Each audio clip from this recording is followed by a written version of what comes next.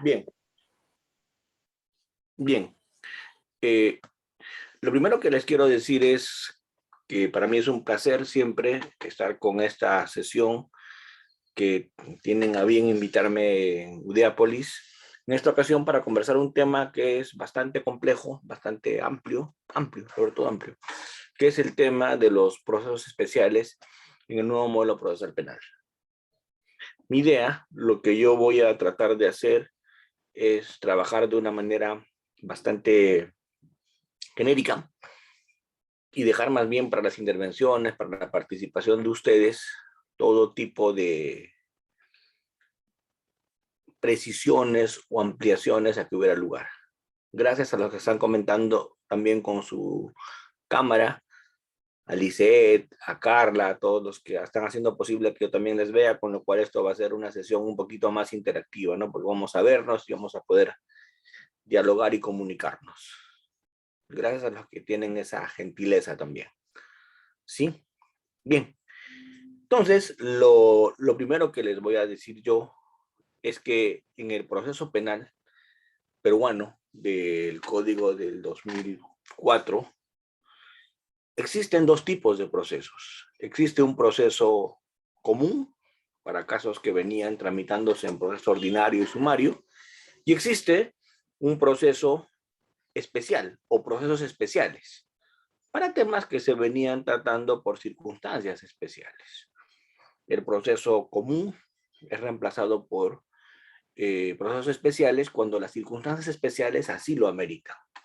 Entonces, en el Perú tenemos 7 procesos especiales, que son, a saber, terminación anticipada, colaboración eficaz, faltas, seguridad, altos funcionarios, acción privada, ¿cierto?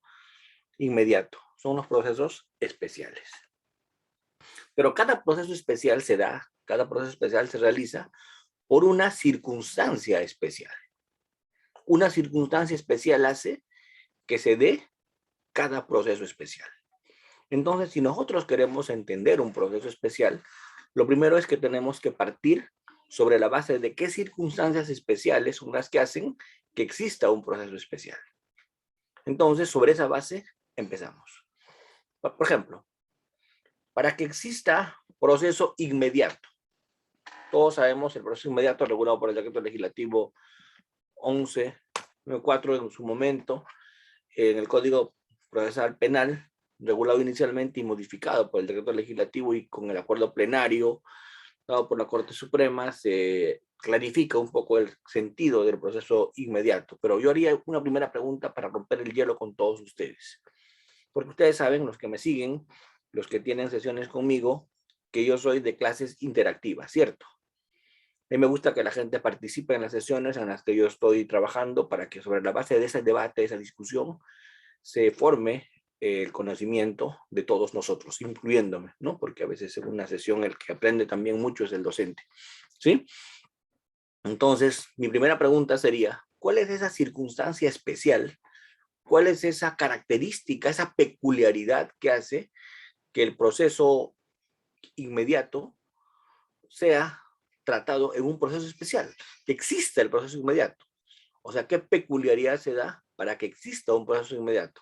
O sea, para que el legislador haya decidido hacer un proceso inmediato. ¿Qué circunstancias es la que se da? Doctor, buenas noches. ¿La flagrancia? Flagrancia, y claro, o sea, cuando hay flagrancia hay proceso inmediato, pero no en toda flagrancia hay proceso inmediato porque ya el acuerdo plenario ha resuelto que cuando hay flagrancia propiamente dicha hay proceso inmediato, pero cuando hay flagrancia presunta, cuando hay cuasi flagrancia, no se darían las condiciones, ¿no? Entonces mi pregunta es, ¿qué circunstancia es la que hace? Correcto lo que me dice Geraldine, es correcto, o sea, flagrancia es una situación, ¿de acuerdo? Pero ¿qué cosa tiene la flagrancia que la hace ir a proceso inmediato? Doctor, graves elementos de convicción de la comisión de un delito. Graves elementos de convicción. Claro, esa es una circunstancia también, que hay elementos de convicción que hacen que el fiscal ya prescinda de la investigación, ¿cierto? Doctor, pero todavía me buenas falta. noches. Adelante. Doctor, ¿podría ser también la confesión que la persona ha cometido el delito? Claro. La Doctor. confesión sincera es otro supuesto, ¿cierto? Sin duda. Doctor. Adelante, doctor. Doctor, no requiere prueba. Buenas noches, doctor, Sí. buenas noches, de la ciudad de Tacna. ¿Sospechas reveladoras? Claro, pero vamos, o sea, ¿qué cosa tiene en común todas esas circunstancias que me están mencionando? ¿Qué No hay tienen mucha en común? complejidad, no hay mucha No complejidad. requiere mayor prueba. No requiere mayor prueba. Prueba suficiente. Riesgo Exactamente. inminente. Exactamente. A ver, muy bien, excelente. Lo que me acaban de decir es preciso. Lo que me acaban de decir es preciso. Ven, ustedes con la intervención entendemos por qué hay proceso inmediato. Y si entendemos por qué hay proceso inmediato, y el resto es aprender el trámite. Lo más difícil en un proceso inmediato es entender la circunstancia especial que genera el proceso inmediato. O sea, vamos, si no habría esa circunstancia especial, el tema se tramitaría en proceso común. ¿De acuerdo? Hay una circunstancia especial que hace que se cree ese proceso inmediato en el código. Y muy bien, ustedes lo han dicho. La circunstancia especial que hace que se cree ese proceso es la simplicidad, que es un tema simple, que no requiere mayor complejidad en investigación, ¿cierto? Y además de ser un tema simple, es un proceso que de inicio tiene prueba evidente. ¿De acuerdo? ¿Qué quiere decir eso? No es complicado el asunto, no es complejo el asunto, el tema es sencillo, el tema es simple, y a eso se le suma un dato adicional. ¿Cuál es? Que de saque, de inicio, existe prueba evidente. Porque puede ser que sea un tema simple, pero si no hay prueba evidente, no va a haber proceso inmediato. Así sea simple, se va a requerir investigar. ¿De acuerdo? Porque así sea simple, se va a requerir investigar si no hay prueba evidente. Cuando hay proceso inmediato, además de la simpleza, el otro presupuesto es que exista prueba evidente. Esto es, que de saque, el caso es simple, tenemos prueba evidente de saque, entonces, ¿para qué hacemos investigación? No tiene objeto. ¿Qué cosa busca el proceso inmediato? Simplificación procesal, celeridad procesal, justicia más pronta, justicia más oportuna. El proceso inmediato lo que busca es, analizando costo-beneficio, ahorro de recursos, ¿cierto? Ahorro de recursos. La idea con el proceso inmediato es ahorrar recursos, porque ustedes saben que una investigación cuesta mucho dinero, ¿cierto? Hacer toda una preparatoria en personal, en materiales, en impresiones, cuesta plata. Entonces, cuando el tema es simple, cuando el tema no requiere mayor investigación porque no hay complejidad y de saque tengo proceso con prueba evidente, opto por el proceso inmediato. ¿Cuál es la consecuencia de optar por el proceso inmediato? Una justicia más célere. ¿Qué genera el proceso inmediato? Abreviación de etapas procesales. Si quieren que hable técnicamente, hablando técnicamente eso se denomina simplificación procesal. O sea, simplifico. ¿Qué quiere decir eso? Que ya no hago todo. Ya no hago preliminar, preparatoria, etapa intermedia y juicio. Ya no. Cuando aplico proceso inmediato, desde la preliminar o apenas iniciado 30 días después de la preparatoria, al comienzo nada más, me salto toda la preparatoria, me salto la etapa intermedia y aparezco en el juicio. Entonces, el efecto de un proceso inmediato es acelerar, abreviar, eliminar etapas. Y cuando elimino etapas, cuando hay una circunstancia especial, el tema es sencillo, el tema es simple. Y segundo, el tema es con prueba evidente de inicio. ¿De acuerdo? Doctor, ¿y si tengo prueba evidente de inicio, hay proceso inmediato? No. ¿Por qué? ¿Por qué? Porque imagínate el derecho de la parte contraria. Imagínate que sea una flagrancia propiamente dicha. ¿Requiero yo alguna prueba más? No. A ver, voy a poner un ejemplo. Imaginémonos que mañana capturan a un sicario con todo lo que el sicariato implica, ¿cierto? ¿Qué implica el sicariato? Prácticamente algunos modus operandi ya de molde, que ya sabemos que se cometen así esos delitos. El tipo sale de su casa, se verifica en la investigación con la verificación de cámaras que hay personas que lo están esperando. Esas personas, cuando él sale del inmueble, lo alcanzan en una moto de la moto, uno de los dos que está atrás le dispara varias veces para asegurarse que esté muerto y luego huyen, ¿cierto? Y luego huyen, ¿no? Entonces, cuando eso ocurre, ¿el fiscal qué dirá? Vamos a hacer la investigación preliminar con la policía, ¿cierto? Y en la investigación preliminar, ¿qué se establece? Por cámaras se les identifica a los señores. Dos, si bien es cierto, estaban en ese momento con pasamontañas, pero cuando llegaron al aeropuerto o cuando estuvieron llegando al lugar con esa moto, estaban sin pasamontañas o sin casco de motorizado. Entonces los identifican. Y encima la policía los captura en flagrancia. ¿Cómo así? En plena fuga. ¿Cierto? Los capturan ahí. Papiña, cuando disparan, había un patrullero. El patrullero los encuentra y los agarra. Yo pregunto, en ese tema la fiscalía lo tiene todo. Tiene la versión de los policías que los han capturado en flagrancia, porque los vieron cuando estaban disparando. Tenemos las cámaras del momento en el que cometieron su fechoría. Y tenemos las cámaras de calles aledañas y tenemos las cámaras del aeropuerto cuando llegaron al lugar. Yo pregunto, ¿con todo eso el fiscal quiere más? ¿O ya no? Sí. Ya no quiere más. ¿Qué cosa quisiera el fiscal? Saber quién lo mató. ¿Quién lo mató? Pero los han capturado en flagrancia, pues la policía los capturó en flagrancia. ¿Quiere saber quién?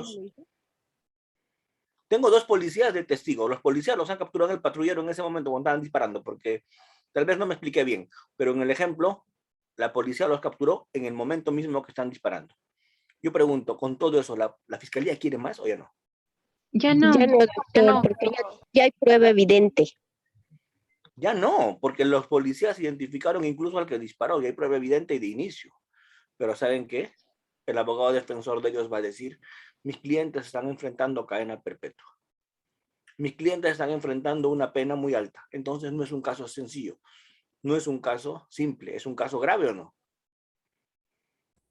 Entonces, ¿qué va a decir el abogado defensor? Yo me opongo al proceso inmediato. ¿Por qué? Porque yo necesito que se haga una investigación porque a mi cliente en realidad lo habían llevado ahí a la fuerza.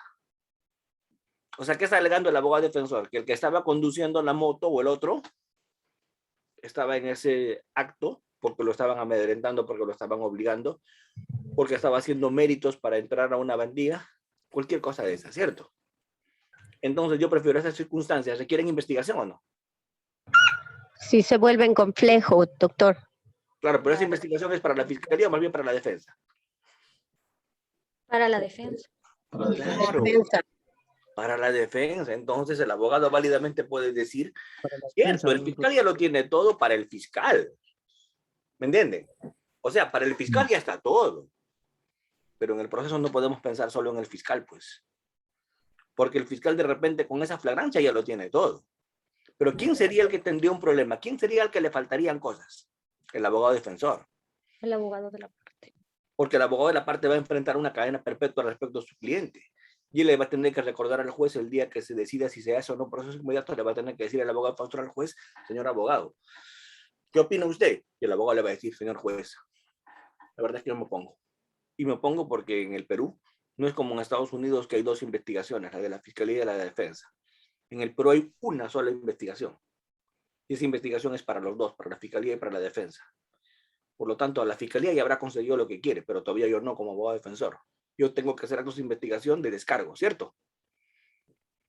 Entonces yo pregunto, para hacer actos de investigación de descargo, el abogado puede decir que necesita la investigación. Y se acabó el proceso inmediato. ¿Por qué? Porque vamos a hacer investigación. No será para la fiscalía. La investigación que se haga será para hacer actos de investigación que el abogado defensor quiere que se hagan. ¿Actos de cargo o actos de descargo? De descargo. Descargo. Eso quiero que lo entiendan, chicos. Eso quiero que lo entiendan. Eso es la parte más importante que tienen que entender. Que no basta que todo esté o capa el fiscal. También lo tiene que estar para el abogado defensor. O sea, en otras palabras, miren, más simple, creo que lo puedo decir. Lo puedo decir un poquito más simple. Para que haya proceso inmediato, tienen que estar dadas las condiciones. ¿Y cuáles son las condiciones dadas? Que el fiscal esté listo, porque tiene prueba evidente de inicio, y que el abogado defensor también esté listo, porque también el abogado tiene de inicio, con qué defenderse, cómo quiere defenderse según su estrategia, ¿cierto? ¿Ven? Prueba inicio para los dos, simpleza, ausencia de complejidad, y vamos con el proceso inmediato. ¿De acuerdo? Y vamos con el proceso inmediato. Bueno, la palabra prueba es la que usa el acuerdo plenario, no la digo yo. La palabra prueba, excelente, como dice el colega, yo coincido absolutamente con lo que dice el colega. Hablar de prueba evidente al comienzo es hablar de algo que recién se va a obtener en el juicio. Entonces, hablar de prueba evidente no es lo correcto. El término correcto, yo siempre critico, no es hablar de prueba evidente al inicio, ¿cierto? ¿No? Porque la prueba recién se va a hacer en el juicio, luego del contradictorio. Eso lo digo siempre en mis conferencias, en mis charlas, en mis pláticas. Pero lo que estoy citando yo es una palabra, un texto expreso del acuerdo plenario sobre el proceso inmediato, que vamos a estudiar ahora, ¿de acuerdo? Y la Doctor, Corte discúlpeme. Suprema, ¿de qué me habla? De prueba evidente. Es el término que usa la Corte Suprema. Prueba evidente, de inicio. Entonces, como dirían, a la Suprema se la respeta, ¿cierto? Si la Suprema dice prueba evidente, habrá que repetir prueba evidente, claro, con el reparo que hace el doctor excelentemente. Mal empleada la palabra prueba, sí pues, pero la Suprema así lo dice, ¿cierto? Y ponerme a discutir en el Olimpo es algo que ya he aprendido a hacer las menos de las veces. Doctor, ¿Cierto? disculpe, Sí, adelante. disculpe que lo interrumpa, pero ¿no sería No, la no, sospecha evidente? Porque si el término prueba, como usted mismo lo dice, eso es en el juicio. ¿No sería sospecha evidente? ¿Que se requiere la sospecha evidente? Sí, sería la sospecha evidente. Ese es el término más feliz. Eso debió haber usado la Corte Suprema, sospecha evidente. Pero bueno, pues a veces a la Suprema le da la gana de usar un término en un acuerdo plenario y lo cambia en otro, ¿verdad? Porque la palabra sospecha usaron en el acuerdo plenario 1 del 2017 sobre prisión preventiva, ¿recuerdan? Ahí usaron la palabra sospecha, ¿cierto? Pero cuando dictan este acuerdo plenario sobre el proceso inmediato, se olvidaron de la palabra sospecha. ¿Y qué emplearon? ¿La palabra? Prueba. Bueno, pues, la calle está dura, sí está, pues, es lo que hay, ¿ya? Doctor, Pero, sí, doctor, disculpe, usted, doctor, nos indicó, bueno, nos explicó hasta el cansancio, ¿no? De que en esta etapa, bueno, en el proceso común se tiene que hablar de elementos de convicción, más no de elementos probatorios ni de prueba, nada de ello. Pero, doctor, a lo que tengo entendido, si hay simplicidad procesal también, entonces el proceso se lleva por valga la redundancia, por la incoación del proceso inmediato, ya no iba por el proceso común. Pero, doctor, si digamos son varios autores o varios delitos, entonces se lleva el proceso por el proceso común, valga la redundancia, doctor. Entonces no habría aquí una diferencia, doctor, solo por la complejidad del caso, ¿no? Entonces, yo pienso que también, doctor, se debería de hablar por elementos de convicción, ¿no? Sí, mantener ese término. sí, claro, estoy de acuerdo, claro que sí, claro que sí. Ahora, hay supuestos en el código que están tasados, o sea, cuando veamos con PPTs este tema, se van a dar cuenta ustedes que hay procesos que están tasados, o sea, hay supuestos que están tasados que no va, ¿no? Por ejemplo, cuando no va un proceso inmediato, o sea, ya ni siquiera el juez debería admitir a trámite la discusión, ¿cierto? ¿Cuándo? Cuando es crimen organizado, cuando es delitos complejos, ¿cierto? Ahí es absolutamente proscrito que haya proceso inmediato, porque no va, para eso no está el proceso inmediato, ¿cierto? El código exactamente lo dice específicamente, casos en los que no se puede hacer proceso inmediato. Entonces, ¿en qué otros supuestos, además de flagrancia, y no en todas las flagrancias, hay prueba evidente de saque, hay simplicidad y hay falta de necesidad de una investigación? Cuando hay, en otro supuesto, confesión sincera, ¿cierto? Cuando hay confesión sincera, una confesión sincera puede justificar que ya no se realice una investigación ampulosa. Una confesión sincera puede justificar que no se realice una situación amplia de averiguación probatoria porque de saque tengo una aceptación de cargos, ¿no? Pero ¿cuál es la tingencia que me pone el código en confesión sincera? Que ésta esté debidamente corroborada. ¿De acuerdo? Porque pueden haber casos, chicos, ustedes habrán mirado, de procesos inmediatos con confesión sincera, en los cuales el que confiesa está librando de responsabilidad a alguien, ¿no? Por ejemplo, cuando se produce la muerte de un interno en un penal, cuando hay rayetas en el penal y cuando alguien mató a un interno en el penal y se hace la investigación, siempre aparece alguien que confiesa. Yo he sido, dice, ¿no? Y ese que dice que yo he sido es el que tiene 4 cadenas perpetuas. Entonces, ¿qué más le importa una más? ¿Cierto?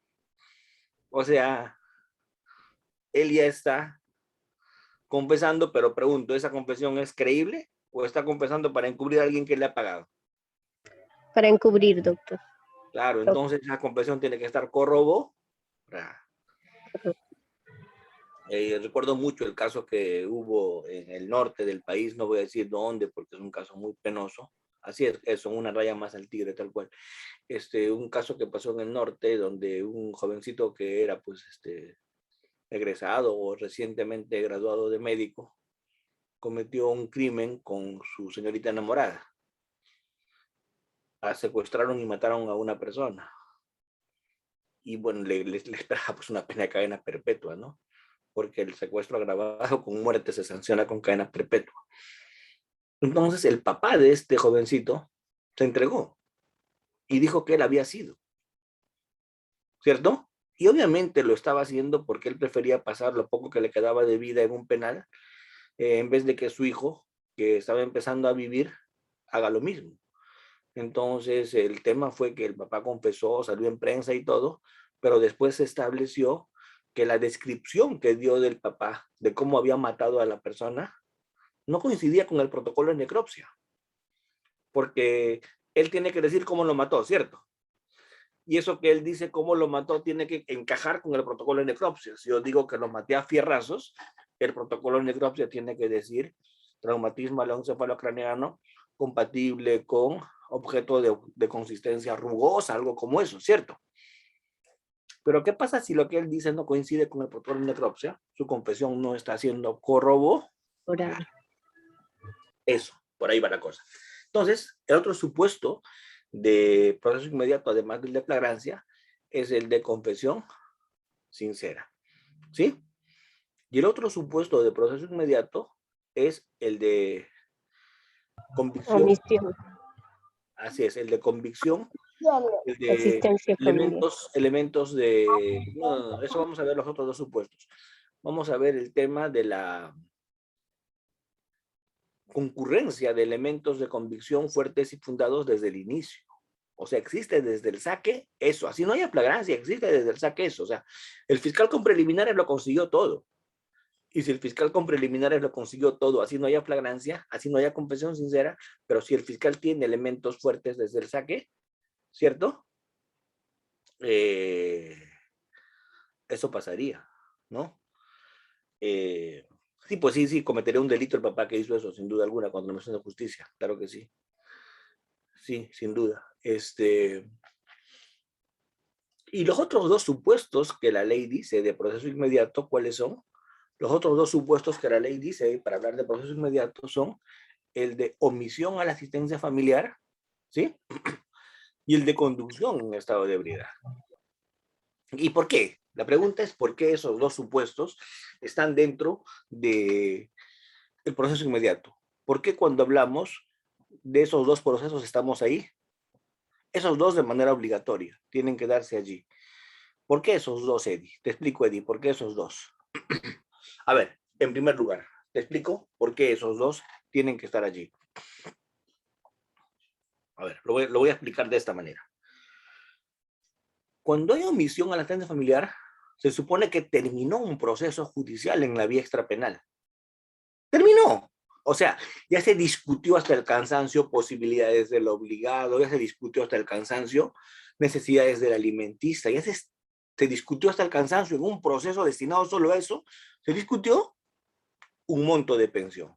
O sea, la discusión respecto a cuánto debe pagar en atención a sus posibilidades y necesidades del alimentista, si es el padre y no lo es, si es él el que tiene que cumplir, etcétera. Toda esa discusión ya se dio en ese proceso. Ese proceso tiene cosa juzgada. Ya se resolvió. ¿Y qué es lo siguiente que se hace? Se requiere a una persona para que cumpla con eso. Y la persona no cumple.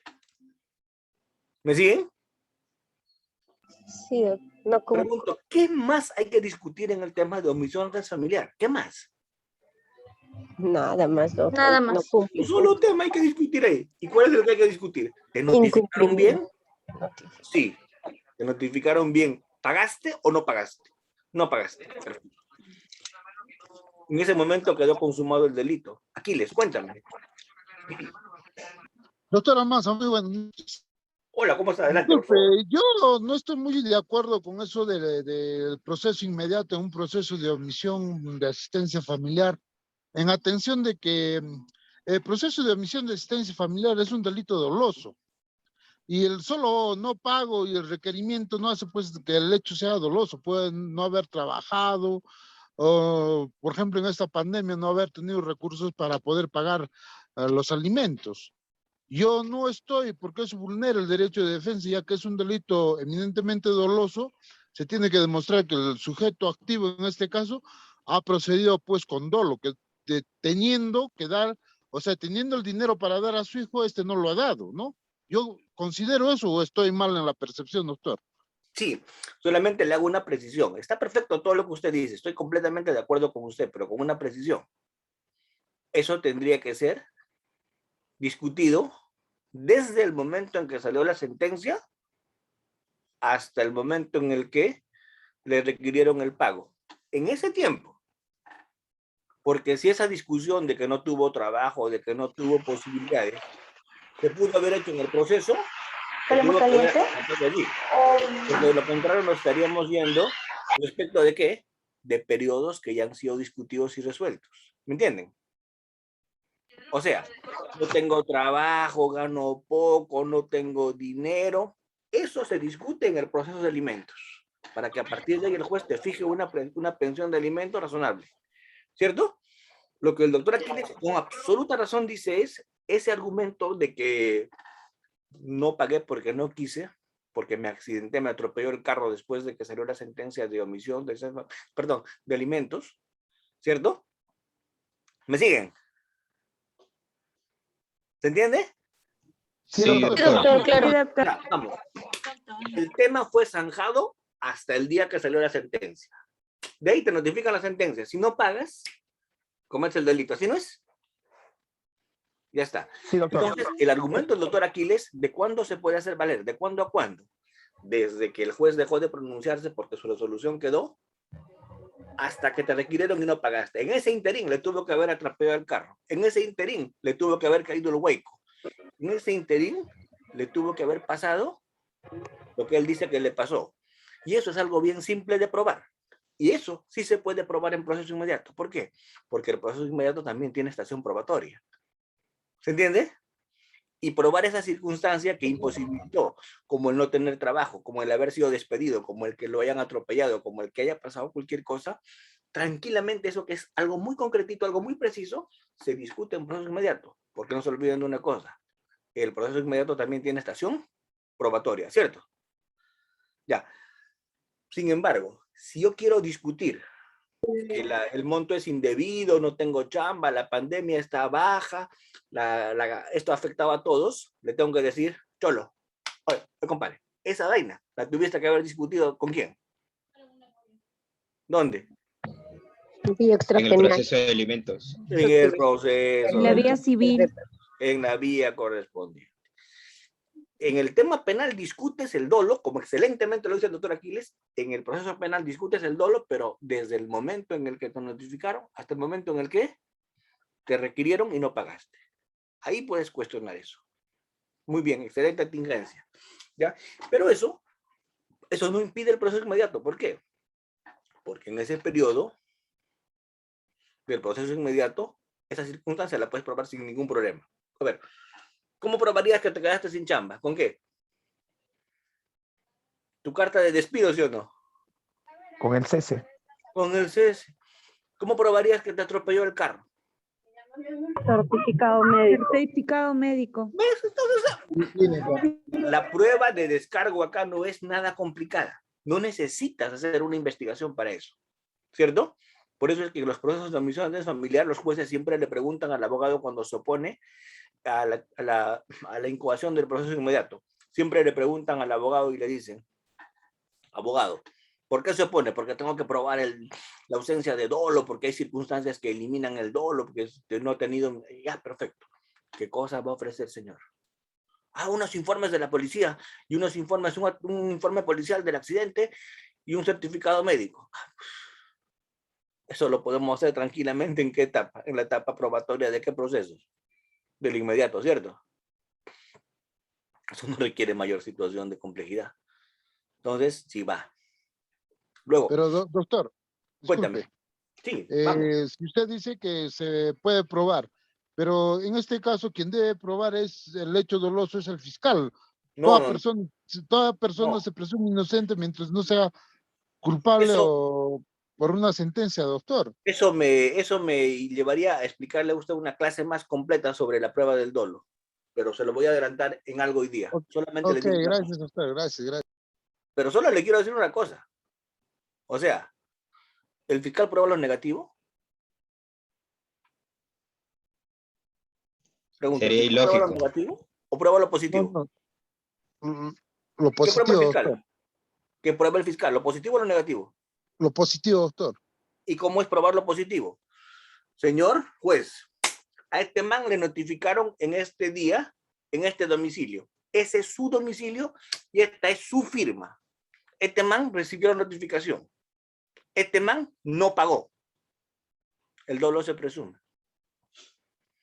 Pregunto, ¿el fiscal qué tiene? ¿Bola de cristal? ¿Es adivino? ¿Juega la ouija? ¿Cómo es que hace el fiscal para saber que lo botaron de la chamba, que se accidentó? ¿A quién le corresponde alegar y probar eso? A la parte que lo dice, doctor. A la defensa. Prueba de descargo. El fiscal no prueba eso. Hay un principio que es algo que debemos recordar siempre, mis queridos colegas. Las partes tienen la obligación de probar los hechos que Lo indican, doctor. Que alegan. Que Que indican. alegan, doctor. Ya, entonces pregunto, ¿quién está alegando que le pasó el tráiler por encima? La defensa. La ¿Y parte, quién tiene que probarlo? la parte de la defensa, doctor. Claro. Es más, la defensa tiene que traer ese dato y el fiscal y el juez oficiarán a quien tengan que oficiar, pero quien tiene que traer esa información es la defensa. ¿Qué implica ser defensor de la legalidad, Robert? Ser defensor de la legalidad no implica hacer el trabajo de otros. Ser el defensor de la legalidad implica que todo lo que se hace, se haga haciendo ¿qué? ¿Respetando qué? Respetando el debido proceso, doctor. Y más que el debido proceso, respetando el orden público. Esto es la Constitución y ¿qué? Y todas nuestras leyes. Por eso el fiscal es defensor de la legalidad. Pero les cuento un secreto, los abogados defensores también son defensores de la legalidad, eso es lo que han jurado cuando se han recibido. Y les cuento otro secreto, el Poder Judicial también es defensor de la legalidad, porque si no aplican la legalidad cometen prevaricato. Sino que en la ley orgánica el Ministerio Público está, que es defensor de la legalidad. Pero ¿saben qué? No es el único, pues. A ver. No es el único. A ver, mira. Doctor. Vamos, adelante, por favor. Adelante. Disculpe, doctor, ¿me puedo salir pero un vamos en poco del orden. tema, Vamos. doctor? ¿Perdón? Quiero hacerle una pregunta, doctor, que hace tiempo le he querido hacer y pero vamos, no se me da la oportunidad. pero sobre el tema, doctor, aquí les quieren intervenir Edson y Miguel Salinas. Y de ahí Después vamos de a eso, otro doctor. tema.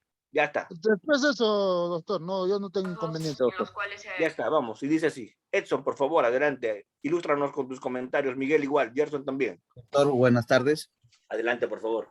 Doctor, ¿es posible debatir la ilicitud de un elemento de convicción, debatir la tipicidad, aplicar la teoría de imputación objetiva en una audiencia de incoación de proceso inmediato o una excepción de improcedencia de acción? Hay muchos casos, por ejemplo, que intervienen a tenderas, que se hurtaron un jabón, una leche, pan, inician proceso, incoan proceso.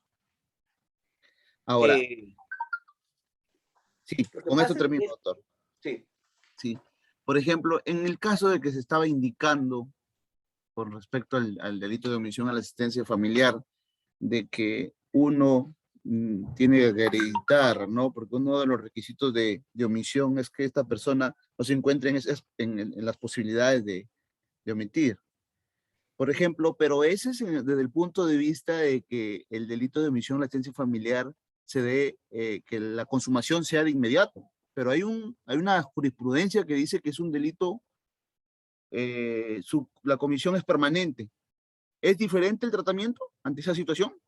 No, lo que dice esa jurisprudencia es que el homicidio familiar es un delito de consumación instantánea y de duración permanente, porque se consuma en el momento que dejas de pagar, pero mientras no pagues el delito está y no pueden correr plazos de prescripción, posición que yo sigo también, porque, o sea, no es que tú no pagaste hoy día, y hoy día se consumó y a partir de hoy día se cuenta el plazo para que prescribas, no señor, hoy día se consumó, pero mientras tú estés en una condición de no pago, el delito se mantiene. Es como una usurpación. Se consuma el día en que te botan de tu posesión a patadas. Pero mientras no recuperas tu posesión, el delito se mantiene, tiene efectos permanentes. Y ahí no pueden correr plazos de prescripción, a eso se refiere. Y es irrelevante para los efectos que estamos discutiendo hoy día, ¿no? Claro. Y con respecto a la primera pregunta, doctor, si se puede batir la ilicitud de un elemento de convicción, la tipicidad, la imputación objetiva, todo eso. No, jamás. Es más, eso no se hace ni en audiencias de prisión preventiva, ni se hace en audiencias de improcedencia de acción. Porque para resolver temas como esos de fondo, temas como esos sobre si existen o no supuestos de imputación objetiva, por ejemplo, disminución del riesgo, que son supuestos de exclusión de imputación objetiva, ¿no? ¿Cuáles son los supuestos de exclusión? No vamos a discutir nunca los supuestos de inclusión de imputación objetiva, eso no se discute. Eso lo alega el fiscal y eso lo tiene que probar el fiscal en el juicio, pero lo que se quiere discutir en excepciones siempre es supuestos de ausencia de imputación objetiva. ¿Y cuáles son los supuestos de ausencia o exclusión? Disminución del riesgo, ¿cierto? Conducta alternativa conforme a derecho, tema de la víctima, ¿cierto? Son supuestos de exclusión. Confianza, ¿qué más? Ámbito de protección de la norma, y todos los supuestos de exclusión de imputación objetiva se requiere necesariamente estación probatoria. ¿Cómo lo vas a resolver en una excepción de imputación de acción? ¿Cómo lo vas a resolver en una audiencia de prisión preventiva? ¿Por el dicho de la defensa? ¿Por el dicho del fiscal? Bien difícil. Eso es bien complicado. Eso requiere estación probatoria. ¿Cuándo no se requeriría estación probatoria para resolver ese tipo de cosas? Cuando no estaría ese tema controvertido. O sea, el propio fiscal describe y reconoce los hechos tal cual la defensa los menciona. Entonces ahí sí corresponde discutir eso en prisión preventiva, en proceso inmediato, en todo tipo de situaciones, como incoación, perdón, de proceso inmediato y todo ese tipo de situaciones como excepción de proceso de acción. ¿Por qué? Porque el tema se va a resolver tal cual las partes dicen que ha ocurrido el hecho. No tiene que haber estación probatoria respecto a los hechos. Pero en el 99% de los casos que quieren discutir un tema de imputación objetiva, un tema de ese tipo en audiencias de prisión preventiva o de incoación de proceso inmediato o de excepción de proceso de acción, en el 99% de los casos requiere estación probatoria. ¿Por qué? Porque el fiscal dice A y la defensa dice B. Y si el fiscal dice A respecto de hechos y la defensa dice B respecto de hechos, la única forma de salir del tema, ¿cuál es? Actuar prueba. Actuar prueba. ¿Y dónde se actúa prueba? Juicio. Pero, doctor. En control de acusación, pero doctor, no en otro tipo de audiencia. ¿Ves? ¿Ves? Entonces Pero no se puede. Ahora. El 446 sobre proceso inmediato dice: el imputado ha sido sorprendido y detenido en flagrante delito. Y hablar de delito, doctor, no tendríamos que hablar de la teoría del delito, la acción, tipicidad, antipublicidad, la culpabilidad. No, la policía te detiene en flagrante delito. Que la policía te detenga en flagrante delito no implica que lo que la policía diga que te ha detenido ya es porque hay un delito. No, pero en los requisitos del no, pues pero igual, pues es flagrancia delictiva el requisito. Igual del mismo creador que cuando dice la policía te detiene en flagrante delito. ¿Cierto? Pregunto, ¿los policías son abogados? No. Ya, pues entonces esa calificación que hace el policía, por eso yo siempre digo, los policías, no es que como algunos dicen nunca califican, porque hoy día en el Código Procesal Penal el informe policial no tiene calificación jurídica, ¿cierto? Eso no sería su trabajo de fiscalía, que se encargue de calificarlo bien. Claro, pero yo pregunto, al que dice eso, al que dice que la policía no califica, yo le pregunto siempre riéndome lo mismo. Yo digo, la policía no califica cuando hace el informe policial. En el informe policial el código dice se abstiene de calificar, ¿cierto? ¿O no? Por supuesto que sí. Pero en el resto del tiempo la policía está calificando siempre. Pero esa Por es ejemplo, ¿cuándo usurpación. califica? Por ejemplo, ¿cuándo? No, le toca calificar. Es su opción calificar. Tiene que hacerlo, además. A ver, yo le pregunto, a ver, razonen conmigo. Razonen conmigo. De repente yo estoy razonando mal. Razonen conmigo. Para efectos de realizar la detención y todo eso, tiene que calificar el policía. Pero por supuesto, el policía tiene que calificar lo que está mirando para ver si eso es delito o no, y a partir de ahí detiene o no detiene, ¿o no? O el Sí, policía pero para detener a una persona necesita que el fiscal se lo ordene. claro, pero Fiscalía no se encarga de incoar procesos inmediatos, o sea, si policía se equivocó, No, pero por vamos, ejemplo, estamos hablando de la calificación policial, no nos salgamos del tema. En la calificación policial, cuando la policía califica, ¿cómo lo hace? ¿La policía califica en flagrancia o no? Claro, por reglas de experiencia. como ellos Puedo, quieran. Sí, pues, pero la policía te tiene que calificar. A ver, yo pregunto. Primer momento, a ver, le voy a poner varios ejemplos donde la policía sí califica. Primer supuesto donde la policía califica, cuando evalúa si detiene o no a la persona. Está calificando si lo que están mirando sus ojos es delito o no. Está calificando. 2, cuando ya detiene y verifica lo que ha incautado. Y verifica este surto, esto no excede la remuneración mínima, ni siquiera lo llamo al fiscal. Voy directo donde el juez de paz, ¿cierto? ¿Ahí califica o no califica la policía? Así es. Sí. ¿Ves? Y no puedo pasar explicándote cuando la policía sí califica. Donde la única oportunidad donde la policía no puede calificar, ¿saben cuál es? Cuando hace el informe. Cuando hace su informe, en su informe se abstiene de calificar. ¿Por qué? Porque la ley así se lo dispone. ¿Cierto? Lo que antes hacía, doctor, lo que antes hacía, ¿no? Ellos calificaban mediante un atestado policial y cuando no, bueno, en el atestado policial mencionaban el tipo penal al cual había incurrido, ¿no? De acuerdo a los hechos suscitados. Sí. Ahora ya no es así. Doctor, termina. Ahora, como les interesa el tema, les puedo decir algo. Y como les interesa el tema, les puedo decir algo. Miren, como anécdota les cuento, porque les interesa el tema. Se los cuento como anécdota. Se hizo un estudio en la Fiscalía, Secretaría General del Ministerio Público, antes de que el Código en vigencia entre. Se hizo un estudio ya por el 2000. ¿Y saben qué se estableció? No me van a creer lo que les voy a contar. Que la policía calificaba en todos los atestados, ¿cierto? Pero como los policías no eran abogados, su calificación era aproximada. Como dice el doctor, su calificación era aproximada por máxima de la experiencia. Su calificación era intuitiva, ¿cierto? referencial. Referencial. ¿Y saben cuál era el gran problema? El fiscal se lo copiaba cuando formalizaba denuncia. O sea, esa mala calificación, el fiscal se la copiaba. ¿Y sabes qué es lo más terrible? En ese tiempo, ¿quién dirigía la investigación? ¿No era el juez acaso? Sí.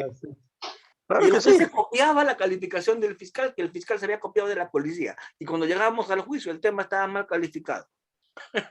¿Puedes creer? Doctor, y en el caso que se equivoque, por ejemplo, Fiscalía, no es robo, es hurto, lo tendría que debatir ya en juicio inmediato.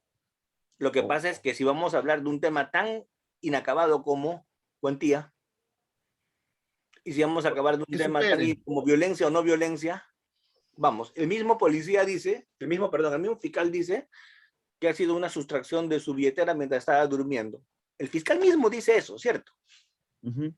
Pregunto, ¿necesitas estación probatoria para decir que eso no es robo, sino es hurto?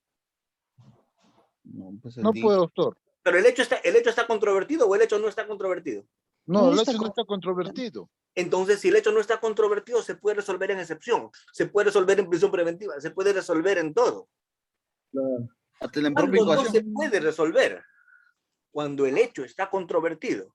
Por ejemplo, el fiscal dice, le quitó cuando lo cogió del cuello y le dijo, si te mueves, te quemo con una pistola. ¿Eso qué dijo el fiscal? Controvertido, claro.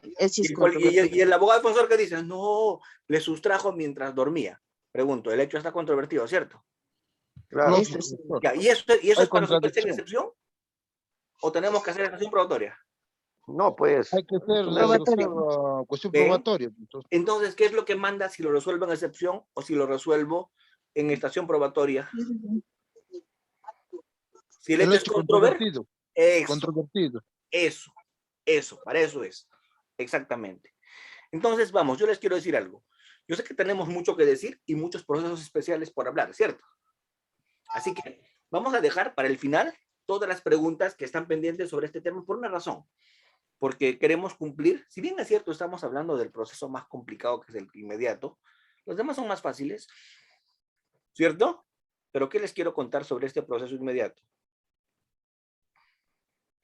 Que los supuestos que no se requieren mayor discusión son omisión al acto familiar y el otro, conducción en estado de ebriedad. ¿Y por qué conducción en estado de ebriedad? No necesita estación probatoria, no necesita estación de investigación. ¿Por qué? Basta el examen toxicológico. Basta ese examen. ¿Por qué? Porque si ese examen dice que estás conduciendo con un grado de alcohólico más allá del permitido por la ley, exactamente, es una presunción iure de jure, tal y cual, como dice la persona en este momento que nos está apoyando. Es una presunción iure de jure. No admite prueba en contrario. Es más, hermano, si tú me traes a los peritos más connotados del Perú a decir que la persona que estaba conduciendo el vehículo, tu cliente, con alcohol conduce mejor que sano, el juez va a decir no me interesa, ¿cierto? Porque la presunción de peligro en conducción en estado de ebriedad es una presunción de peligro iure de jure, no admite prueba en contrario. Se presume sin admitir prueba en contrario que si manejas en estado de ebriedad estás generando peligro. ¿Por qué? Porque este es un delito de peligro abstracto, no es un delito de peligro concreto. Y el peligro abstracto es una presunción iure de jure, no admite prueba en contrario. El peligro concreto sí, tienes que probar el peligro. Entonces, como el delito de conducción en estado de ebriedad no es de peligro concreto, sino de peligro abstracto, no, es que presentar una contramuestra no es discutir si causas peligro o no. Presentar una contramuestra es discutir si es que la persona estaba o no conduciendo en estado de ebriedad. O sea, y tú estás refutando a un perito de la policía. ¿De acuerdo? ¿Ya? Entonces, ven. Eso se llama dilatación. Conclusión. Doctores. Conclusión, doctores. El proceso inmediato es un proceso que necesita esos ingredientes para incoarse. Tema simple en el que no hay necesidad de hacer investigación. ¿Por qué? Porque de inicio tengo, para no discutir con ustedes sobre prueba evidente, elementos de convicción suficientes. Desde el inicio tengo eso. Entonces, como tengo eso desde el inicio, convicción suficiente, sospecha suficiente si tú quieres, desde el inicio, no necesitas ya hacer una etapa de investigación. ¿Qué cosa buscas con el proceso inmediato? Simplificar, acelerar, hacer algo que se denomina economía procesal, ahorrar recursos, optimizar los recursos. ¿De acuerdo? ¿Para qué? Para saltar a una etapa posterior que es el juicio y prescindir de qué etapa? Prescindir de la etapa intermedia y de la etapa de investigación. Formalizada. ¿Y saben qué es lo bonito del proceso inmediato? Que el que hace el control de acusación es el juez de juzgamiento. ¿De acuerdo? Y por eso es que lo hace mejor. Y lo hace más rápido, lo hace bien. Entonces, si tendríamos mucho más tiempo para hablar, hablaría, hay tanto para hablar del proceso inmediato, ¿no? Por ejemplo, explicar los tipos de flagrancia, la flagrancia extendida, los plazos en la flagrancia y todo eso, pero tenemos que hablar ya de otros temas. Sin embargo, dos últimas preguntas sobre proceso inmediato, pero sobre proceso inmediato. ¿De acuerdo? Para no salirnos del tema y tratar de cumplir el objetivo de la noche. Adelante Luis y adelante Gerson. Doctor, muy buenas noches compañeros. Gracias por la clase. Doctor, en este proceso inmediato, usted dijo sobre la asistencia familiar.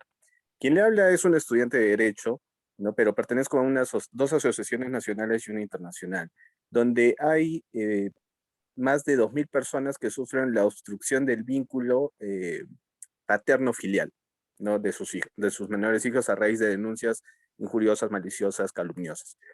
Doctor, ¿por qué en los procesos de alimentos es inmediato y por qué cree que no se considera el tema de la obstrucción? Porque así como el niño, el menor, necesita alimentos, también necesita ese alimento emocional de poder ver a papá y a mamá. Y este caso son de papás y mamás que cumplen incluso con las pensiones, pero sin embargo hay algunos progenitores obstructores que impiden ese contacto a pesar de haber resoluciones judiciales, resoluciones de sala y también incluso hasta de la corte, pero sin embargo no se cumple. ¿Y esto qué impune? Eso podría considerarse como un proceso inmediato también. Adicionalmente le comento que se está haciendo como un proyecto de ley, así como hay el REDAN, el REPROF, el registro de progenitores obstructores. ¿Podría hacerse esa excepción de que esto también sea utilizado como un proceso inmediato? Mira, a ver, dos cosas. La primera, al proceso penal hay que dejarlo donde está. Y al proceso penal hay que dejarlo donde está significa dejarlo para lo que es. ¿De acuerdo? El problema de un tiempo a esta parte es que todo queremos penalizarlo y todo queremos resolverlo en la vía penal. Y la vía penal es para lo que es y no más. Un poco más y a la vía penal le damos propiedades curativas. ¿Cierto? Escúchame.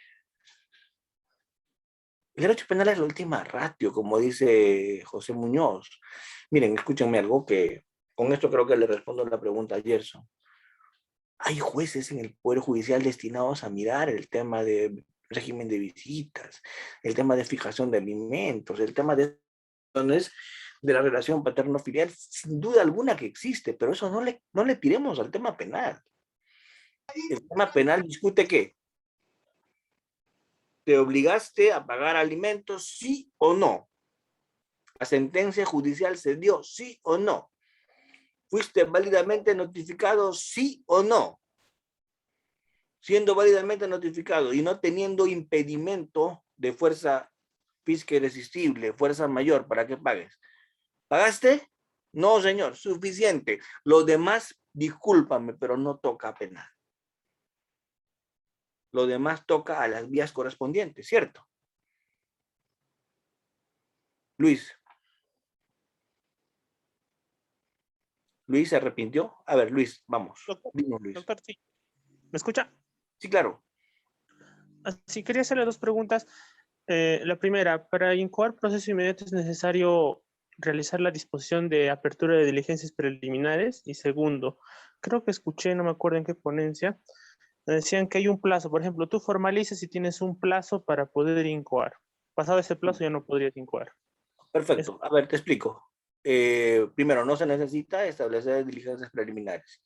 Y segundo, si hay un plazo. ¿Y cuál es el plazo? 30 días. Solo hasta 30 días después de formalizar la investigación preparatoria puedes incoar proceso inmediato. Pero hasta 30 días antes, no después. 31 días ya no puedes, tienes que ir directo. Y había una pregunta que estaba suelta por ahí, me la habían hecho. ¿Cuál es la diferencia entre proceso inmediato y acusación directa? No, pues el proceso es un proceso especial. La acusación directa es simplemente un articulito del código dentro de lo que es acusación, que dice que se salta la investigación del fiscal y acusa directamente cuando tiene ya todo concluido y se salta a etapa intermedia. No se salta a juzgamiento y no requiere autorización del juez para hacer acusación directa al fiscal. Simplemente como un acto de dirección de la investigación se salta a etapa intermedia. Ya en etapa intermedia, el que no está de acuerdo con la acusación directa, si es el caso del abogado defensor, le dirá al juez, no procede la etapa intermedia, sino al juez de la etapa intermedia que haga una investigación suplementaria o complementaria para el juez de investigación a pedido de la defensa. Se podrá hacer eso en acusación directa. Pero es bien distinto que el proceso inmediato. La acusación directa no es un proceso especial, es un articulito del código según la acusación. Y dos, no requiere proceso, no está procedimentado, no está reglamentado, no salta tanto como en el juicio, ¿sí?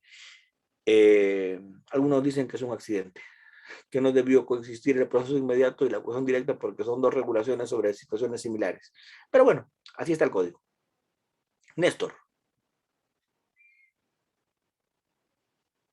Doctor, buenas noches. Sí. Doctor, son dos preguntas, doctor. El tema de conducción en estado de ebriedad, doctor, en un caso concreto que tuve de este caso es el hecho de que el conductor, el supuesto señor que estaba conduciendo, bueno, estaba ebrio, pero él señalaba de que no estaba conduciendo, que estaba durmiendo en su carro, en una calle. Entonces le interviene y le dicen, usted estaba conduciendo, y pues y era difícil probar lo contrario, ¿no? Estaba ebrio, pero el hecho de que estaba conduciendo no se podía, digamos, probar, doctor. Entonces, ¿cuál sería la recomendación, según usted, doctor? Es máxima de la experiencia. Máxima de la experiencia. Si el señor conductor estaba durmiendo estacionado en una cochera, pues no se le va a poder probar que estaba conduciendo. Si estaba salido de la carretera y durmiendo a un costado de la carretera en un lugar donde es para parqueo de vehículos, tampoco se le puede probar que estaba conduciendo. Pero si la policía lo encuentra durmiendo en el semáforo, impidiendo el paso de los demás carros, es más que obvio que estaba conduciendo cuando se quedó dormido, ¿o no? Claro que sí. Eso lo vamos a entonces mirar con qué, con el contexto. Ya aplicando indicios. ¿De acuerdo? Ok, doctor. La segunda pregunta, doctor, es el tema del plazo para absolver la acusación, doctor, en un proceso inmediato. En proceso inmediato, doctor, los plazos son bien, digamos, cortos. Pero el tema de la absolución de la acusación no está señalado, doctor. ¿Cuándo se debería absolver la acusación? ¿Ya en el juicio inmediato? Sí. Es que es así, pues lamentablemente son 72 horas. En ese caso, doctor? Es un día, 72 horas. Ahorita les voy a dejar el cuadrito y en el cuadrito están los plazos, pero realmente realmente es un plazo que es lo que esto que usted me cuenta es lo que ha generado el mayor pues rechazo de la defensa a los procesos inmediatos cuando los temas son delicados, porque la defensa dice que yo necesito preparar mi defensa y para preparar mi defensa los plazos son bien amplios. Pero hay un proyecto de ley que le voy a contar que está modificando, preparar y modificar todos los plazos de absolución de la acusación. Porque, a ver, le voy a contar algo. Por ejemplo, el 350 autoriza a la defensa a absolver la acusación del fiscal, ¿cierto? ¿O no? Claro. ¿Y cuál es el plazo que da el abogado Plazo de defensor? 10 días, doctor. 10 días. Y pregunto, ¿en 10 días te alcanza para hacer todo lo que tienes que hacer? Mira, todo lo que 350 te permite hacer. ¿Te permite? Excepciones. Es muy poco el plazo. Excepciones. Reparación civil. Cuestionar medios probatorios. Cuestionar medios probatorios. Ofrecer prueba. Ofrecer medios probatorios. Ofrecer contradicción a reparación civil. Y yo pregunto, ¿en 10 días todo eso? Imposible, doctor. Es inverosímil. El fiscal para hacer su acusación tuvo meses. Y tú para hacer tu... Años, doctor. Hasta en algunos casos años. Y tú para contestar a esa acusación tienes 10 días. Es un absurdo. En el proceso civil, hasta para contestar una demanda tienes en proceso de conocimiento 30 días, ¿cierto? En extinción de dominio tienes 30 días para absolver la demanda. Cierto, doctor. Proceso de conocimientos 30 días, abreviado 10 y sumarísimo 5 y único igual. ¿Y qué? ¿Y le estamos dando un plazo de 10 días al que se está jugando su libertad? Porque a veces nos olvidamos, en el proceso penal, ¿qué te estás jugando? La libertad. Pues. La libertad. Ya, pues si te estás jugando tu libertad, a veces 10 días no te alcanza, pues, pero para nada, ¿cierto?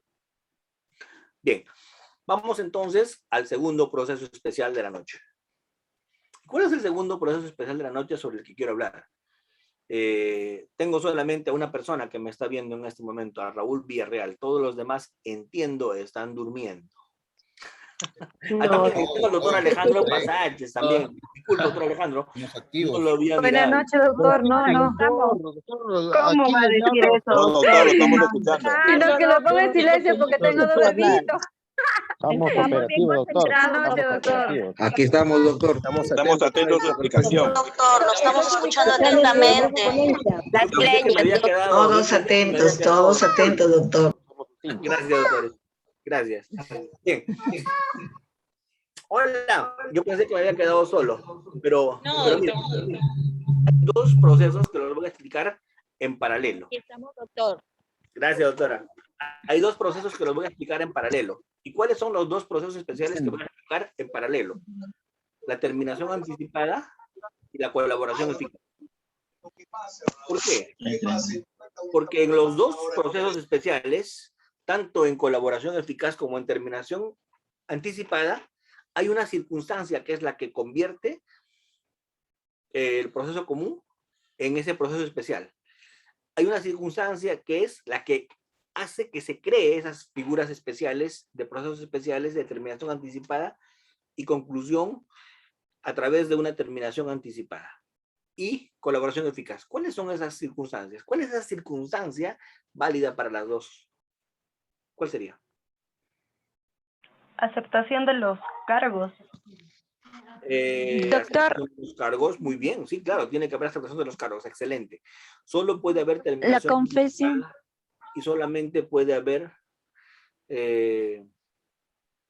proceso de colaboración eficaz cuando hay aceptación de cargos, excelente. ¿Algo más? La confesión sincera. Corroboración, doctor.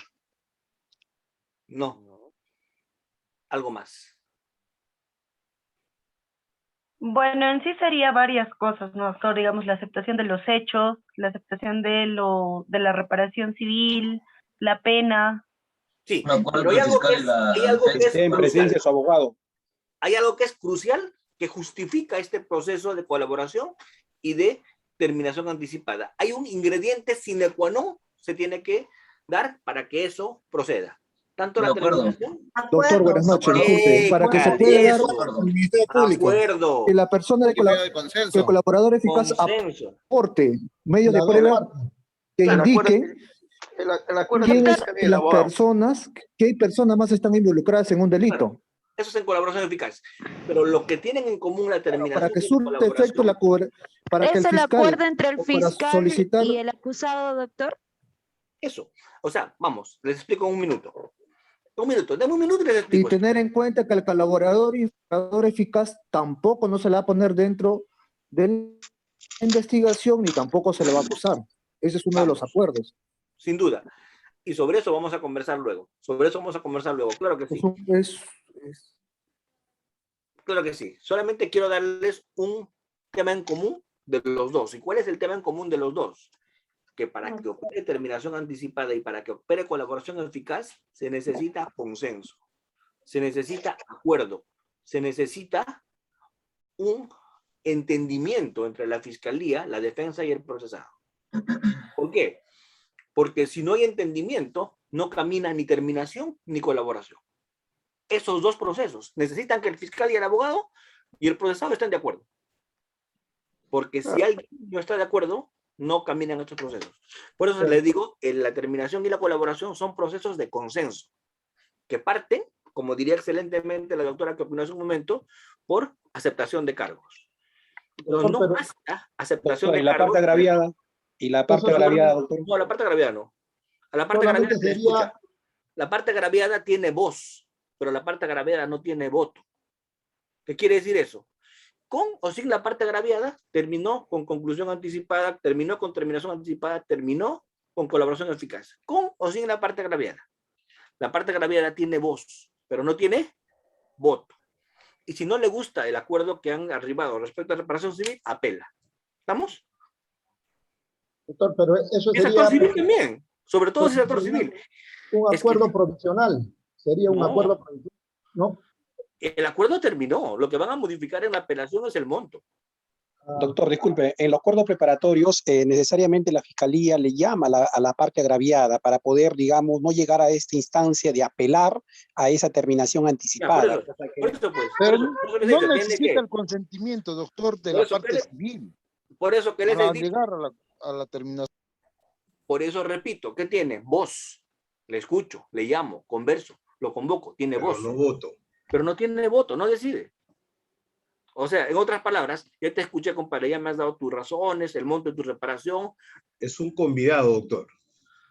¿Te guste o no? No tanto como un convidado de piedra, porque al convidado de piedra ni siquiera se le deja hablar, ¿cierto? A este sí le dejamos que hable, pero le escuchamos, a veces le hacemos caso, ¿no? ¿Cierto? A veces le hacemos caso. Pero ese es un tema para mí muy importante. ¿Cuál es el tema para mí muy importante?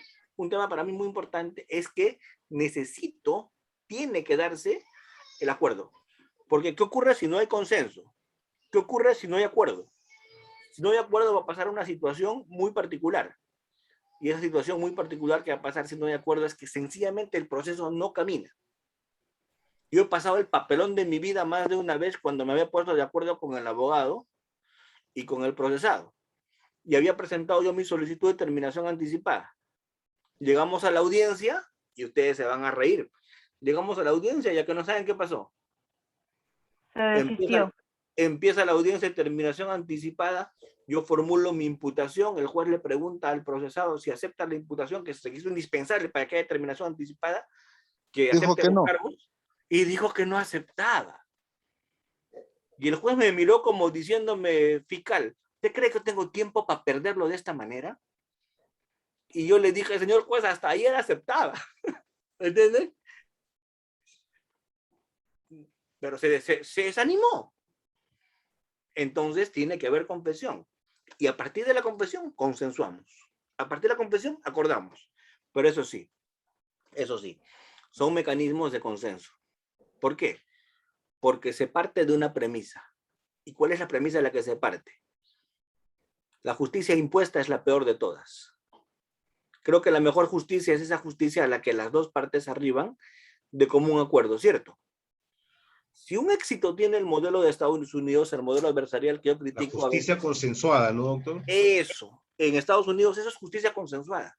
En Estados Unidos más del 90% de los casos terminan con acuerdo. ¿Por qué? Porque la policía investiga sin que la defensa participe. La policía y la fiscalía investigan y cuando terminan su investigación con pelos y señales, tienen la imputación precisa, tienen todo OK, tienen todo al 100%, recién lo capturan al procesado y a partir de ahí empieza el derecho del procesado de investigar. Un derecho de investigar después de que investigó la fiscalía. Entonces yo les pregunto, en ese modelo americano, cuando le contratan al abogado el día que lo han detenido a su cliente, ¿cierto? Lo contratan. Tu cliente enmarrocado te llama y tú acudes a la defensa de tu patrocinado. ¿Qué es lo primero que averiguas? ¿Qué es lo que tiene la fiscalía en su contra o no? Los medios probatorios en contra del imputado. Ya, averiguas eso. Y cuando tú te das cuenta que la investigación contra tu cliente ya terminó, es una investigación científica, tienen sus conversaciones grabadas desde el satélite, tienen sus huellas, lo han vinculado pero para regalar. ¿Tú querías? Consensuar, doctor. Acuerdo, doctor. Una justicia consensuada pues, sería lo mejor, ¿no? Claro, porque tú sabes que así tengas derecho adversarial a una investigación similar a la de la fiscalía, ¿cómo vas a refutar todo eso? ¿Cómo vas a remontar todo eso? Ya tu cliente está cuadriculado, así que tú te vas a decir al juez, señor juez, permítame conferenciar con mi cliente, y tú le vas a decir a tu cliente... Tiene cuatro patas, dice miau y no es gato. Así es, no lo vamos a cuestionar, así que tú le vas a decir a tu cliente, mira, la verdad, mejor negociemos. El fiscal te está ofreciendo una pena muy por debajo por consensuar. Y tú, como eres pues alguien que ha visto los juicios en materia de litigación oral en la tele, has visto pues el exorcismo de Emily Rose, se presume... Hay que ser buen negociante, doctor, ¿no? Para negociar bien ahí. Claro. Entonces, como tú has visto todo eso, ¿tú qué le dices a tu abogado? Le dices, doctor, yo quiero juicio por jurados, para que usted me defienda ahí. Entonces tu abogado va donde el fiscal y le dice, mi cliente quiere juicio por jurados. ¿Saben qué te va a decir? ¿Saben qué te va a decir el fiscal? Ah, ¿quieres juicio por jurados? O sea, tú no solamente quieres una etapa de investigación, sino además un juicio por jurados. Espectacular. Mira lo que le vas a hacer gastar al Estado. Selección de jurados, porque los jurados no es fácil seleccionarlos, ¿cierto? Aprobación de jurados. Mira lo que nos vas a hacer gastar y encima me vas a hacer ir a un juicio por jurados que a mí me cuesta mucha plata como Estado. Perfecto, ¿quieres todo eso? Muy bien, es tu derecho constitucional. Vamos al juicio por jurados. ¿De acuerdo? Pero si te vas a un juicio por jurados, el fiscal te va a imputar hasta cómo lo has pateado al perro en el momento de la captura. ¿Cierto? Y te van a hacer una sumatoria de penas al infinito, como se hace en Estados Unidos, y te van a presentar 700 años de pena privativa de libertad. ¿Quieres todo? Vamos por todo, ¿cierto? Pero si tú eres razonable, y tú negocias, bueno, el fiscal se va a olvidar de todos los demás delitos y se va a ir solamente por el fuerte. Y por el fuerte, al 50%. ¿Esto cuánto es, doctor? 10 años. Ya. ¿Tú qué fuera, sí o no? Excelente negocio. Claro, voy. Pero vamos, si tú quieres irte por todo, o sea, juicio por jurados, ¿y eso cómo lo entendí yo? ¿Cómo lo aprendí? Les cuento. Luego de estar casi un mes allá esperando un juicio. Yo estaba ya esperando un juicio para ver un juicio por jurados. Y no había. Y todos los días iba a buscar si había y no había. Y yo les preguntaba a los fiscales con los que estaba haciendo mi intercambio, mi pasantía, les decía, colegas, ¿y por qué no hay juicio por jurados? ¿Será que no hay juicio? Y ahí me explicaron. No, me dicen, juicio por jurados es rarísimo. Para que haya juicio por jurados tiene que haber pena de muerte. Y cuando es pena de muerte y es no negociable, ¿qué más da? Pues siempre se van a juicio por jurados porque no tienen nada que perder, ¿sí o no? En pena de muerte se van a juicio por jurados siempre. Entonces llegó el día del juicio por jurados. Y fui a mi juicio por jurados. Mi primer juicio por jurados, no saben qué emoción tenía. Creo que ni dormí emocionado. Fui a mi primer juicio por jurados. Y cuando miré cómo trajeron a los dos procesados enmarrocados de manos y pies como animales con mamelucos amarillos, anaranjados, perdón, y los metieron detrás de un biombo sentados en el piso con dos fulanos al costado con arma grande, porque eran asesinos seriales, y los trajeron así. Yo dije, pero en la película no se sienta con terno al costado de su abogado.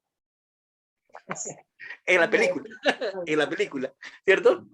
En la película. En la vida real no es así. Cuando de pronto empezó el jurado, y entró el jurado, y cuando entró el jurado, pues sí me emocioné. No saben cómo me emocioné. ¿Saben lo que significa que es el jurado? Que todos nos poníamos de pie.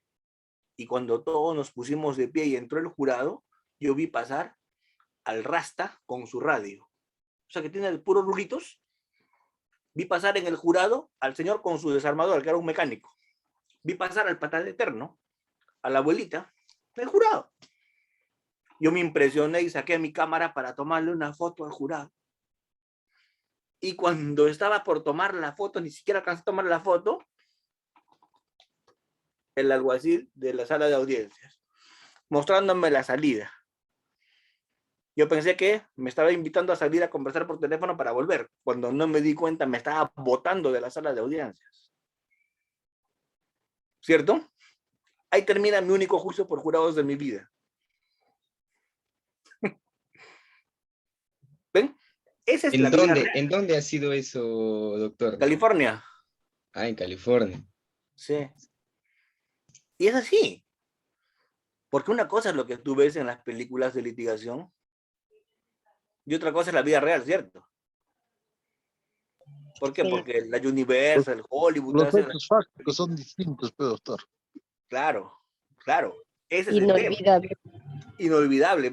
Hubiera sido más inolvidable aunque no hubiera entendido gran cosa porque el juicio era en inglés y me quedaba, ¿no? Es lo que quería proponer un candidato, doctor. Lo que quería proponer un candidato. Entonces, ¿qué les cuento?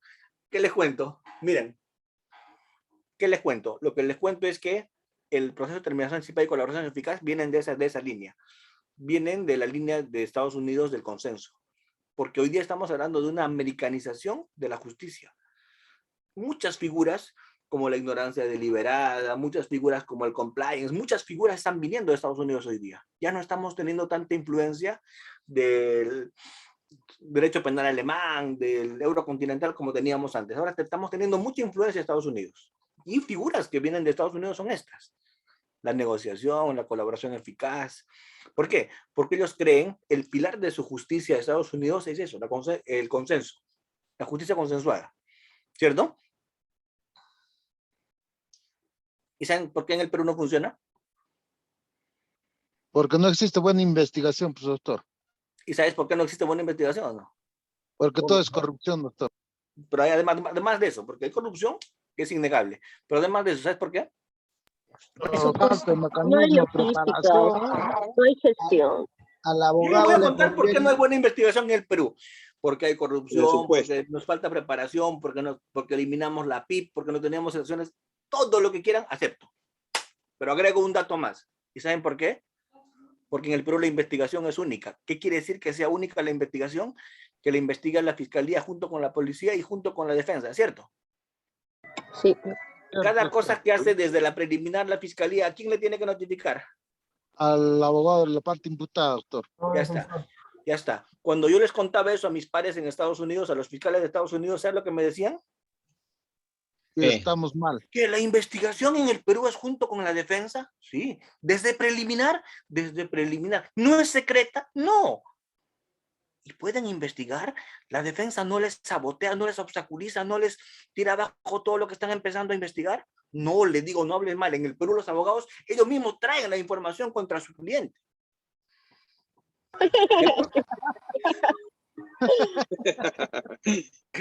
¿Me entienden? Yo no puedo hablar mal de mi país estando afuera, ¿cierto? Pero me decían, no, no creo. No, sí, los abogados allá no sabotean la investigación.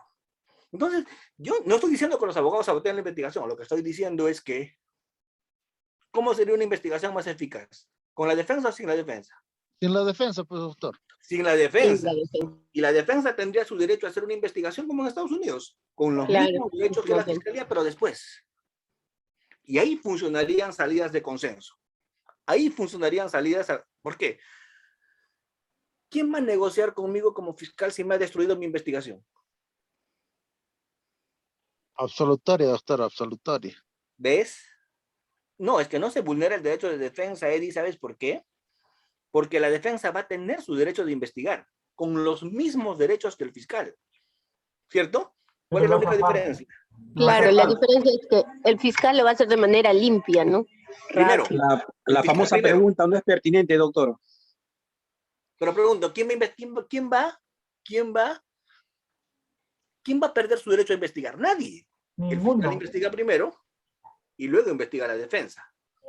Claro, por eso saben qué significaría cambiar todo nuestro código y entrar al código teoría del caso. Esto es, teoría del caso de la fiscalía cuando investiga, teoría del caso de la defensa cuando investiga. Dos teorías del caso en conflicto y el juez resuelve una de ellas. Ese modelo no tenemos en el Perú, pero a veces pienso que sería más conveniente, ¿no? ¿O no? Doctor, una pregunta. Doctor, disculpe, y que también las entidades a la defensa técnica le permita también pedir todo, digamos, en diferentes entidades, los medios de prueba que requiera las entidades también le tienen que otorgar también al abogado de la defensa, ¿no? Sería mejor, ¿no? Pues que de esa manera también el abogado... Eso es un adversarial. Un modelo adversarial como el que tienen en Estados Unidos hace que la defensa de la investigación sea absolutamente con los mismos derechos que la fiscalía. Es más, la fiscalía tiene que poner a disposición de la defensa todo lo que encontró en escena del crimen para contraprueba. Es más, la defensa tiene el derecho de solicitar a todas las instituciones información y le tienen que entregar. Es con los mismos derechos, es exactamente igual. Pero ¿cuál es el tema? Que no es nuestro modelo, pues. Entonces, nuestro modelo en el Perú tiene un gran problema con terminaciones anticipadas, porque no se dan en la medida en la que se habían dado. Y la verdad es que cuando copiamos instituciones de ciertos modelos y no copiamos el modelo de su integridad, la institución lo más probable es que no funcione. Porque para que la realidad. Exacto, o tienes que copiar el modelo completo, pues. Porque yo pregunto, si del arroz de la cubana me traigo el huevo frito y me pongo al ceviche, ¿va a funcionar con el ceviche o no va a ir? No, pero doctor, no puede ir. Pues. El arroz de la cubana, el huevo frito tiene que ir con el arrocito, con el platanito frito, ¿cierto? Claro. Pero ¿qué pasa si ese huevo frito lo saco de ahí y le pongo al ceviche? Como diría... No, ¿no? Te da una indigestión, pues. Así Doctor, es. el código no es para nuestro medio, ¿no? El código no. No, lo que pasa es que hemos combinado figuras eurocontinentales con angloamericanas y nos ha salido, pero algo así, lo más parecido a una leche de tigre con su alfajor. ¿Cierto? Son unos genios, pues, doctor, unos genios son. Sí, entonces la idea es copiar completo, algo que tenga coherencia. Y no lo hemos hecho, nos ha faltado para hacer eso. Hemos debido copiar algo coherente. Doctor, porque desde un inicio de la investigación preliminar, todos los actos de investigación deben comunicarse a la parte investigada. Y ahí es donde la defensa, pues, me pongo por el lado del Estado, ¿no? Poniéndome del lado del Estado, la defensa, bueno, es su derecho, busca artimaña para obstruir una buena investigación que hace el Estado, ¿no? A través de la policía o la fiscalía. Pero, doctor, yo me pongo en el lugar del abogado defensor. Tú que fueras, no vas a entregar, pues, yo creo que hoy día nadie de los que están acá cree todavía en lo que dice Couture. O sea, estoy seguro que nadie me va a levantar la mano y me va a decir, yo creo en Couture. Couture que decía, el día que encuentres un defecto, una contradicción entre el derecho y la justicia, lucha por la justicia, ¿cierto? La pregunta que le haría a Couture es, ¿quién define qué es la justicia? ¿Cierto? ¿O no? No lo voy a entregar a mi patrocinado, pues, doctor. Claro, o sea, imagínate tú, mañana te contrata alguien en la... y tú buscas información para él. Y tú llevas al juicio información que es para él. Esto es tu rol como abogado. ¿Y por qué? Porque el rol de cargo no lo tienes que conseguir tú. Para el rol de cargo, ¿a quién le pagan?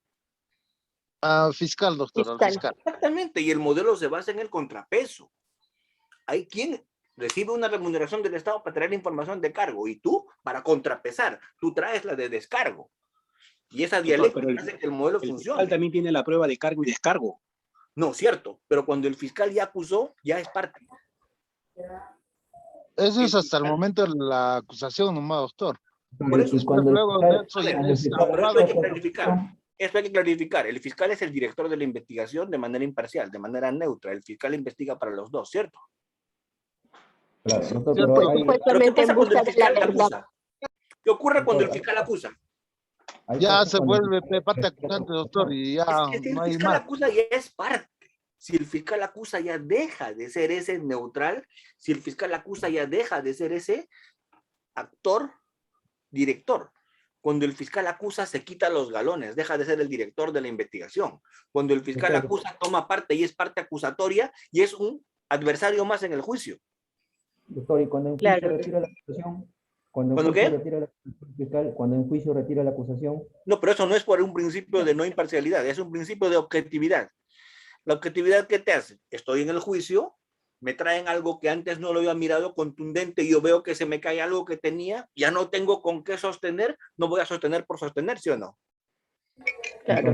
Entonces, ¿yo qué hago? Retiro mi acusación, ¿por qué? No porque deje de ser imparcial, yo sigo, no porque me haya vuelto imparcial, yo sigo siendo parte, sigo siendo el fiscal, pero ¿por qué retiro la acusación? Por un principio que se llama objetividad. Yo no puedo perseverar en algo que objetivamente ya no va, ¿sí o no? Sí. Ya, vamos, conclusión. Doctor, disculpe, una pregunta. Aparte de lo común que tienen el proceso de determinación anticipada y elaboración eficaz, que debe haber un acuerdo, ¿este acuerdo debe estar aprobado por el juez o solo la aprobación eficaz? En ambos casos, la terminación anticipada y la colaboración. Ambos acuerdos tienen que ser homologados por el juez, porque por más que tú acuerdes en terminación anticipada, si el juez no lo aprueba, no terminó el proceso. Continuamos. Nada más que cuando el juez no aprueba el acuerdo, se tiene el acuerdo por inexistente, ¿no? ¿Qué quiere decir eso? Que como que nada de eso habría pasado. Sigue el proceso. Y por eso es que esa audiencia de terminación anticipada es secreta, pues. Porque nadie tiene por qué enterarse, porque no sabemos si la terminación anticipada va a arribar a buen puerto, ¿cierto? Doctor, muy distinto al tema de la conclusión anticipada, ¿no? Que eso es en juicio. Es que la conclusión anticipada es una figura después del juicio, cuando se inicia el juicio, luego de alegatos de apertura.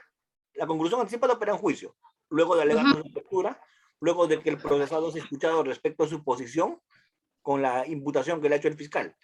Si el imputado o acusado ya en este momento en el juicio acepta la imputación de la fiscalía, terminó el proceso. Se acabó. Se acabó. Ahí terminó a nivel de proceso y juicio oral. Respecto de la ¿qué? Respecto de la discusión sobre responsabilidad penal. Ahí terminó. Y ahí pasamos a la segunda etapa. ¿Y cuál es la segunda etapa? La segunda etapa es la negociación sobre las consecuencias jurídicas del delito. Ahí es que el juez invita al fiscal y al abogado para que discutan sobre qué. La pena y la reparación civil, consecuencias accesorias, carácter de la pena efectivo suspendido, sobre eso. Para que discutan sobre eso. Doctor, ¿Qué pasa si no hay acuerdo? Continúa el juicio, pero en base a la pena y la reparación. Así es, continúa el juicio, pero solo para eso. ¿Por qué? Porque ya aceptó el delito. El tema del delito ya está terminado. Vamos a abrir causa prueba solamente para eso. Para discutir pena, reparación civil y consecuencias accesorias. Vamos. No, los acuerdos pueden ser modificados por el juez, pero nunca en perjuicio. Los acuerdos pueden ser modificados a favor del procesado, jamás en su perjuicio. Pero cuando el acuerdo es modificado a favor del procesado, el fiscal tiene derecho de apelar. Doctor, disculpe. Y da el caso que el fiscal con la parte, en este caso, con la parte procesada, en preacuerdos, antes de la figura legal de la terminación anticipada, llegaron que 3 años suspendida. Sin embargo, para el juzgado, agarra y dice, no son 3 años, yo lo levanto a 4 años. ¿Eso no sería en perjuicio, en este caso, de la parte procesada? No, jamás eso no se puede hacer, eso está prohibido. Puede modificar un acuerdo solamente a favor del procesado.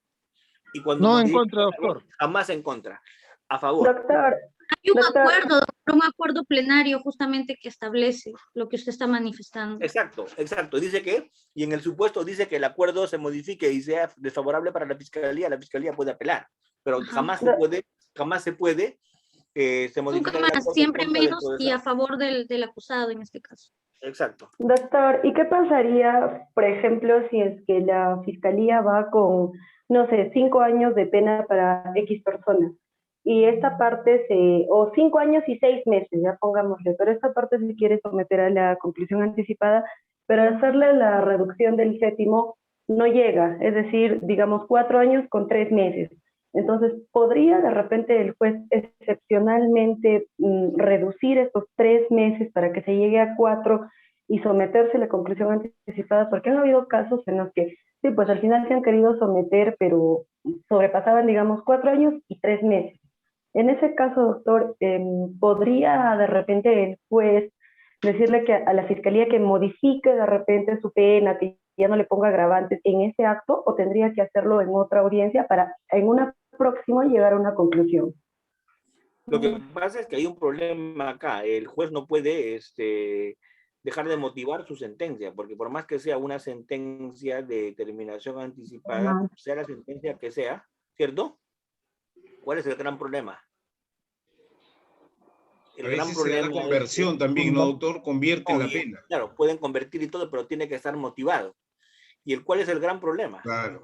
Si el tema sale excediendo los 4 años, ¿cómo es que el juez va a motivar una aprobación en ese sentido? Porque las sentencias van a ser motivadas, ¿cierto? Claro, pero obviamente lo tendría que hacer el fiscal con la motivación que usted manifiesta y de repente aceptar próximamente, ¿no? El juez. Mira, yo he tenido 2 tipos de jueces. Doctor, disculpe, pero aquí el caso sería... Pero yo le voy a contar primero... Disculpe, o sea, claro, aquí el caso sería de que al superar los 4 años se le tenga que dar pena efectiva. Es que por eso... Que el acuerdo sea una pena suspendida, ¿no? Es que por eso esos 3 meses son fundamentales. Si estaríamos abajo de 4 años, esos 3 meses podrían ser hasta irrelevantes, ¿cierto? Claro. Pero encima de 4 años los meses se ponen bien delicados. ¿Por qué? Porque encima de 4 años los meses ya me van a pasar a obligar una pena suspendida, no, una pena efectiva. Miren, efectiva, claro. ¿No? Yo les voy a contar jueces y jueces que he tenido. Yo tenía un juez matemático. Ese juez debería estar en la uni. ¿Cierto? Este juez me agarraba calculadora en todas mis audiencias de terminación anticipada y con calculadora me sacaba la pena, pero con día y horas, hasta minutos le ponía, ¿cierto? Qué malo. Ya, uy, ya era demasiado escueto. Ya. Y he tenido jueces que, bueno, mes más, mes menos, ya suspendido, ¿me entiendes? ¿Cierto? Pero yo pregunto, eso va a tocar que el juez lo haga. Y ese juez me explicaba, el matemático me decía, no, yo tengo que motivar y después me denuncian control interno. Pero yo les decía, pero tú tienes que hacer una aproximación razonable. Cuando motives hay artículos tal, usa el 46, usa el 45, claro, que te sirven para caso por caso. Párate de acá, se puede hacer un análisis, tú puedes tener en cuenta otras cosas. Se le va a dar mayor trabajo al juez. Carencias sociales, yo le daba toda una abanico de posibilidades. Pero no, el juez no soltaba su calculadora, así andaba. Ahora ya hay programas, doctor, programas para calcular. Por eso, y él agarraba con su calculadora, pero yo te pregunto, ¿hay artículos genéticos que tú puedes usar o no? ¿Ves? Entonces a eso yo le iba al juez, le decía, doctor, mire, para terminar este tema, porque el procesado no acepta efectiva, le decía yo, el procesado no quiere efectiva, si le das los 4 suspendidos, acepta y terminamos este tema. Pero, ay, el tema era, no señor, no apruebo. Así que había que fastidiarlo en la conclusión anticipada. Muy bien. Doctor, una consulta. Sí. En el caso de terminación anticipada parcial, nos dice que cuando se trata de hechos conexos, ¿a qué se refiere hechos conexos? Ya. Un ejemplo. A ver, los acuerdos parciales solo se pueden admitir en hechos conexos. ¿Qué quiere decir eso? que la regla es, en terminación anticipada, todos por todo o nadie. Esto quiere decir, los 3 robaron el banco. O los 3 negocian, o los 3 van a juicio. ¿Se entiende? Todos por todo o nadie. Tiene que haber acuerdo de los 3, ¿no es cierto? Eso dice el código. Pero el código también te pone una tingencia en el artículo que está mencionando la doctora. Dice, se admiten acuerdos parciales en delitos conexos. ¿Ya? ¿Cuándo funciona esto? Y te voy a poner un ejemplo de cuándo funciona eso de delitos conexos. Los 3 robaron el banco, ¿cierto? Pero en el banco uno de los 3 pues encontró a su enemigo entre los que estaban allí haciendo su cola en el banco. Y uno de los 3, ¿qué hizo? Le metió un pepazo y lo mató a su enemigo en el banco.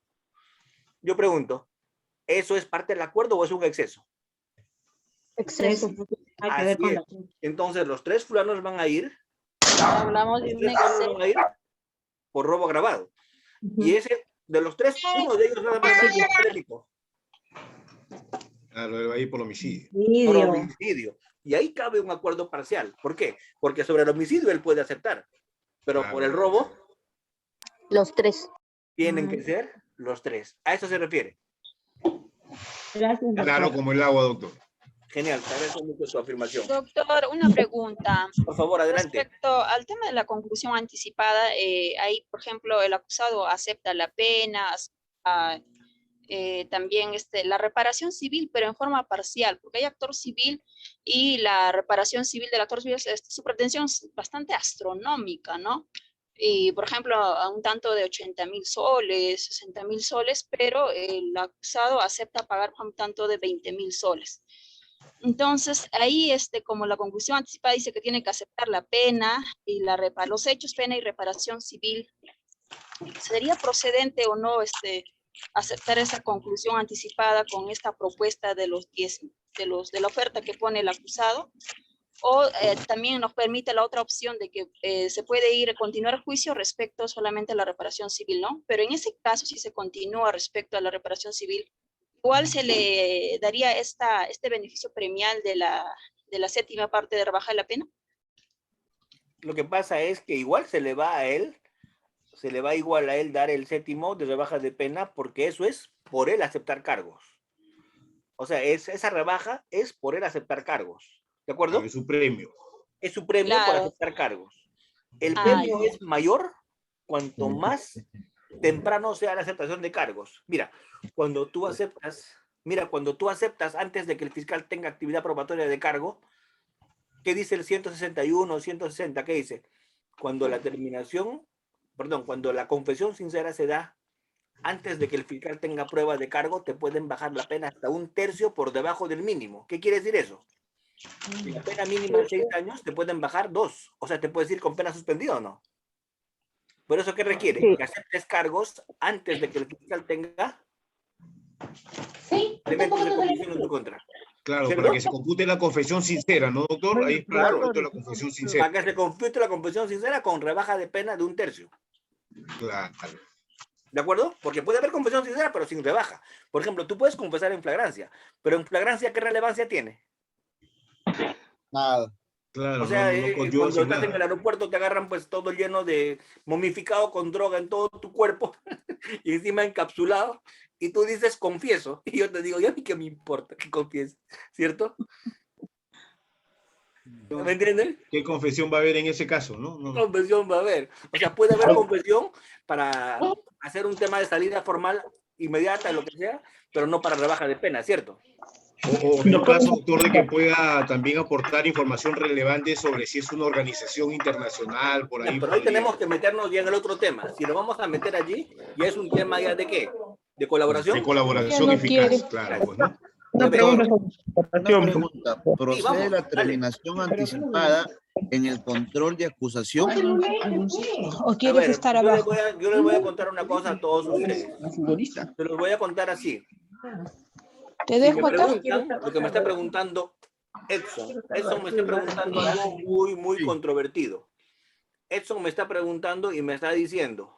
Doctor, disculpe, a los colegas que están haciendo preguntas al momento de que se termine, que apaguen su micro porque se escucha los ruidos internos.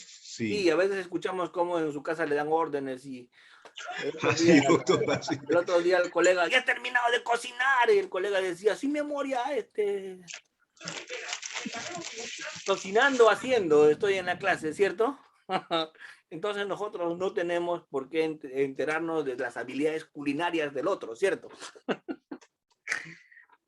Así es, entonces, muy bien. ¿Nos iba a contar algo, doctor? Sí, lo que les quería contar, y bueno, esto es importante que recordemos, es que cuando estamos en un tema de terminación anticipada y estamos en un tema de colaboración eficaz, la diferencia fundamental entre ambas figuras, ¿cuál va a ser? Que en la terminación tú aceptas lo tuyo. Y con eso opera la terminación anticipada. Tú aceptas lo que a ti corresponde. ¿Cierto? En la colaboración eficaz, no. En la colaboración eficaz, además de aceptar lo que a ti corresponde, tienes que dar información extra. ¿Qué quiere decir eso? En colaboración eficaz tienes que dar información extra. Esto es donde se esconden las armas. Convertirte en soplón. Vamos a llamar confite, colaborador, porque esos términos de chivato, soplón, no van. Otra preguntita, porfa, sobre la terminación anticipada en el control, y se quedó. Ya, a ver, la terminación anticipada en el control me la has hecho, es una pregunta de la que quise escaparme, pero no lo voy a poder hacer, porque ustedes me ponen la pregunta y yo tengo que responder. La pelota está en la cancha, así que tengo que responder. Lo que voy a decirte es lo más impopular. Si me voy al acuerdo plenario que acaba de mencionar el colega, si me voy al código, no se puede. Es discutible. ¿Por qué? Porque el código dice se hace desde la formalización hasta antes de la acusación. Eso es el código, ¿cierto? Claro. Más que dice la Suprema, dice que no va en terminación anticipada en etapa intermedia. Pero yo creo que sí va. Y yo tengo una explicación para eso. Yo creo que sí va. ¿Y por qué Sí, creo hay que sí va? sentencia. Pero está bien, pues, pero yo te estoy diciendo, ¿me preguntas mi opinión? ¿O quieres que te diga lo que te digo? La base legal, doctor, porque algunos no quieren, eso es lo que deseo, por Ya, favor. pero vamos, pues yo te voy a decir por qué Ya. para mí sí va. Gracias. Te voy a decir para mí por qué sí va. Si leo el código como te lo estoy leyendo, lo tengo que interpretar para decirte que lo mío sí va. ¿Por qué? Dice hasta antes de la acusación, ¿cierto? ¿Así no dice? Eso. ¿Dice hasta antes de la acusación o no? Así dice, doctor. Ya está. La pregunta es cómo interpretas hasta antes de la acusación. ¿Qué es antes de la acusación? Cuando la acusación se presenta por escrito, cuando la acusación... Cuando es oralizada. Yo creo que es cuando es oralizada. ¿Y cuándo se oraliza? En etapa intermedia. Ahí va el tema. La etapa intermedia es la oralización, ¿no? Así es. Entonces yo digo, ¿cuándo? Cuando se presenta por escrito, cuando lo realizas. En un modelo oral, ¿cuándo va? Oraliza, doctor. Sí, pues, pero mi posición es impopular, así que mejor no la uses.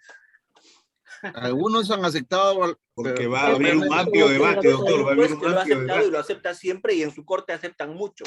Estamos hablando de Trujillo. El presidente de la Corte Superior de Trujillo, Jean Paul Taboada Pilco, ha sacado sentencias de terminación anticipada en etapa intermedia.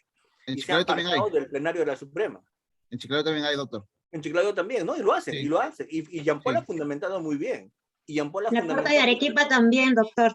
¿Ves? La Corte de Arequipa también. Y ellos fundamentan en lo que te estoy diciendo. ¿Cuándo En entiendes? Lima no quieren eso, no sé por qué. Pero es que deberían querer por una razón. Legalistas. Pero deberían Colegas, querer por favor, ¿podrían compartir el número del acuerdo plenario sobre esto de la terminación anticipada hasta antes de la hora? Está en el chat, doctora. Está en el chat. En el chat lo han puesto. Gracias, Ya está. doctor. A ver, les quiero contar una cosa. La terminación anticipada debería operar en etapa intermedia, porque ¿qué es lo que queremos? Lo que queremos en el código es justicia consensuada, ¿o no? ¿Qué es lo que pasa? Claro, ¿Cuál es la respuesta que me dan cuando yo digo eso? Que lo hagan en el juicio, pero seamos honestos, pongamos la mano en el pecho. Desde que se pasa la terminación anticipada, control de acusación, hasta la fecha del juicio, ¿pasa mucho tiempo o no? Claro. Sí. ¿Dónde queda la celeridad? Exacto, entonces yo creo que tenemos que privilegiar un montón de cosas, pero es un tema polémico, es un tema discutible, por eso cuando eso me lo preguntaba, yo me quise escapar, pero ya toca, ante la repregunta, ya por insistencia, ya toca meterme en ese tema que no me quería meter, ¿cierto? Gracias, doctor. Acá. Doctor, una pregunta de colaboración eficaz, por favor. Es que ahí vamos a entrar recién a la colaboración eficaz. En la colaboración eficaz, ¿qué es lo que se privilegia? ¿Qué es lo que se hace en colaboración eficaz? En colaboración eficaz lo que se hace es dar información adicional. Dar información adicional a la que atañe a tu persona. ¿Cierto? Que permita, ¿qué cosa? Anticiparse a futuros delitos. Que permita, ¿qué cosa? Capturar a los demás miembros libres de la organización. Recuperar bienes. Reestructurar qué es lo que ocurrió. Entonces, si esta información es relevante, en colaboración eficaz te van a dar un beneficio muchísimo mayor. En terminación anticipada va a ser un sexto. En confesión sincera, antes de la obtención probatoria va a ser hasta un tercio por debajo del mínimo. En conclusión anticipada va a ser un séptimo. Pero en colaboración eficaz te puede decir sin pena. Te puede decir con extensión de pena. Te puede decir con pena suspendida. Te puede decir con reducción de pena. Te puede decir con beneficios atendiendo a qué? A la magnitud de lo que des. Cuanto más das... Cambio de identidad, ¿no, doctor? Se podría llegar a un cambio de identidad. Sí, sí, claro, han habido casos. Ahí yo recuerdo una persona que hoy día tiene su restaurante en el centro de Lima, cuyo nombre no voy a mencionar, a la que el acusado le llevó un libro poquito para recordarle por lo que así. Así es, ¿no? Etcétera. Mejor no entremos en detalle. Muy bien. Quiero compartirles unas diapositivas durante un segundo solamente para ubicarlos en ciertas cosas. Miren. No sé si se puede ver. ¿Pueden ver? ¿Se ve? Sí, doctor. Sí, doctor. Ya vamos. Y hay unos antecedentes de terminación anticipada que están viendo ahí. Antes del código han habido varios antecedentes, luego el decreto legislativo 1194, ¿cierto? En terminación anticipada, ¿qué es lo importante? Que se tenga que discutir entre el fiscal y el imputado con su abogado defensor. El abogado es clave y una sola vez. Una sola vez. No hay dos oportunidades para hacer terminación anticipada ante el juez. Una sola vez. Es por única vez. Después de la formalización, hasta antes de la acusación fiscal. ¿De acuerdo? Simplificación procesal, ahorro de etapas. Después de la formalización, hasta antes de la acusación. ¿Pueden haber antes reuniones informales? Sí. ¿Cierto? Pueden haber reuniones informales. ¿Y esas reuniones informales dónde van a ser? Esas reuniones informales pueden ser... ¿Despacho de la fiscalía? En el penal. ¿Cierto? Pueden haber reuniones preparatorias informales. Claro, para negociar lo que vas a llevar a la audiencia. No te olvides que la audiencia es por única vez, entonces hay que irse con un acuerdo más o menos preestablecido. ¿Sí? Entonces, llegar preparado. Claro, y esas reuniones deben ser en la fiscalía o en un penal, pero no está bien reunirse pues en el chino de la esquina con dos chelitas para matizar. No es, ¿cierto? Pregunto, ¿esa sería una reunión informal o ya muy informal? Ya demasiado muy informal. ¿Ya se presta a qué? Con chelas ya no hay formalidad. ¿Ya se presta a qué? Corrupción. Así es. Ya se presta a formar parte de los hermanitos, doctor. Así es. ¿Sobre qué tenemos que negociar, discutir? Esos cuatro aspectos. Pena, reparación, consecuencias y carácter efectivo o suspendido de la pena. Sobre esos cuatro aspectos tenemos que discutir. ¿Sí? Sobre esos cuatro aspectos. El trámite es bien simple, se corre traslado, se lleva a cabo la audiencia. ¿Quiénes son indispensables en esa audiencia? Porque quienes tienen decisión. El fiscal, el imputado y su abogado. Ellos tienen decisión, ¿cierto? Nosotros, el tercero civil, el actor civil, no tienen decisión. No tienen decisión. Es grandototote. Y la audiencia es, vamos, la audiencia es exposición de cargos, aceptación de cargos, intervención del juez, intervención del imputado, intervención de las demás partes que tienen voz para escucharlas, y luego negociación si no ha habido acuerdo y aprobación por el juez. El juez hace control. ¿De qué? El juez controla y si está de acuerdo aprueba y si no, desaprueba. El juez que controla, me olvidé, el juez controla voluntad de las partes, legalidad, el juez controla elementos de convicción. Cuando el juez resuelve, se puede impugnar. ¿Y quién impugna? Los que no han participado en el acuerdo, a menos que el acuerdo haya sido modificado. Por eso el código dice, impugnan los demás sujetos procesales. De acuerdo, a menos que el acuerdo haya sido modificado. A ver, miren, doctores, este tema, ya lamentablemente se me ha terminado el tiempo, pero van a seguir viendo. El tema de procesos especiales es muy amplio, da para mucho. Pero en colaboración eficaz solamente quiero decirles, como para ir cerrando, que en colaboración eficaz necesitas la posibilidad de saber que puede negociar el investigado. El que ni siquiera está investigado puede negociar. El que está acusado puede negociar. ¿Y saben quién también puede negociar? El sentenciado. Y todo va a corresponder ¿a qué? A la información. A cambio de información, beneficio. Mayor información, más beneficio. Nada más que la investigación tiene que hacerse respecto de la información que dé, porque si esa información no se investiga y no se corrobora, no hay beneficio. ¿De acuerdo? Doctor, en el caso del sentenciado, cuando va a negociar, habiendo ya sentencia, tendría que ser específicamente sobre el delito investigado, sobre lo que sea sustentado en el proceso. Y sobre algo que se está por venir que tenga vinculación. Y le pueden dar beneficios distintos al que ya ha sido sentenciado. Le pueden dar suspensión de la pena, le pueden dar allí libertad condicional, le podrían dar allí algunas figuras que son posteriores. Una reducción de pena también le pueden dar. Doctor, en el caso de los procesos inmediatos que haya por confesión sincera y de inmediato solicitan la terminación anticipada, ¿se aplicaría el sexto por terminación anticipada y también el beneficio por confesión sincera?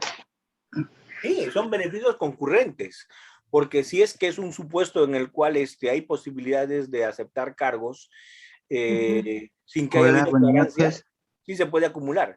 Pero ¿cuándo es que no se acumula? Cuando hay circunstancias, por ejemplo, como flagrancia. Claro. La flagrancia prohíbe la reducción por confesión sincera. El beneficio. ¿De acuerdo? Bien. Miren, doctores, esto es bien amplio. Hoy día hemos hecho unas pinceladas sobre procesos especiales, unas pinceladas. El tema es amplísimo, el tema de procesos especiales da para un diplomado. Claro, si lo quieres explicar con algún nivel de detalle, ¿verdad? Con algún nivel de precisión, porque ustedes son personas que merecen muchísimo respeto, personas que son muy entendidas, personas que hacen preguntas muy inteligentes. Entonces, ustedes ya no están pues para hacer un diplomado en el que yo diga en la sesión, el proceso especial de determinación anticipada es esto, dos palabras y me paso al siguiente y al final me fui del evento y no dije nada, ¿cierto? ¿O no? O sea, mi idea es llegar a un nivel de profundización como la que hemos tratado de hacer hoy día. Absolver temas un poquito más sostenidos para que ustedes puedan un poquito meterse más en el tema. ¿Sí?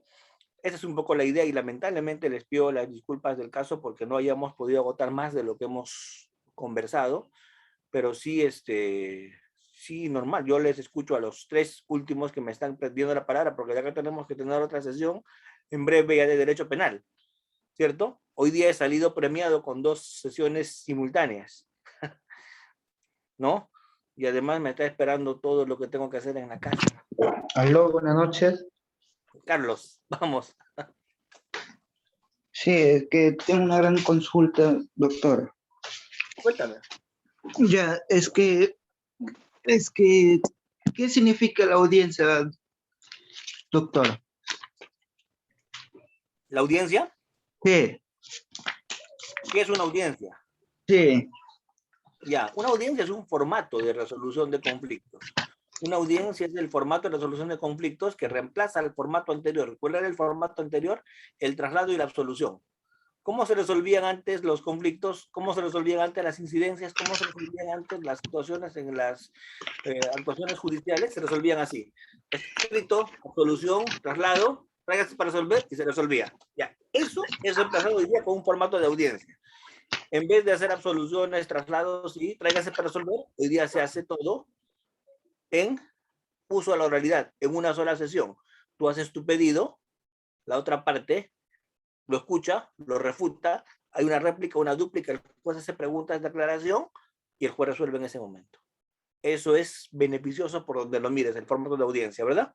Si alguna maravilla trae el nuevo modelo, es el formato de audiencia como mecanismo de resolución de conflictos. Es un formato, doctor, si lo quieres definir con una palabra. Un formato de resolución de conflictos y un formato de toma de decisiones. Gerson.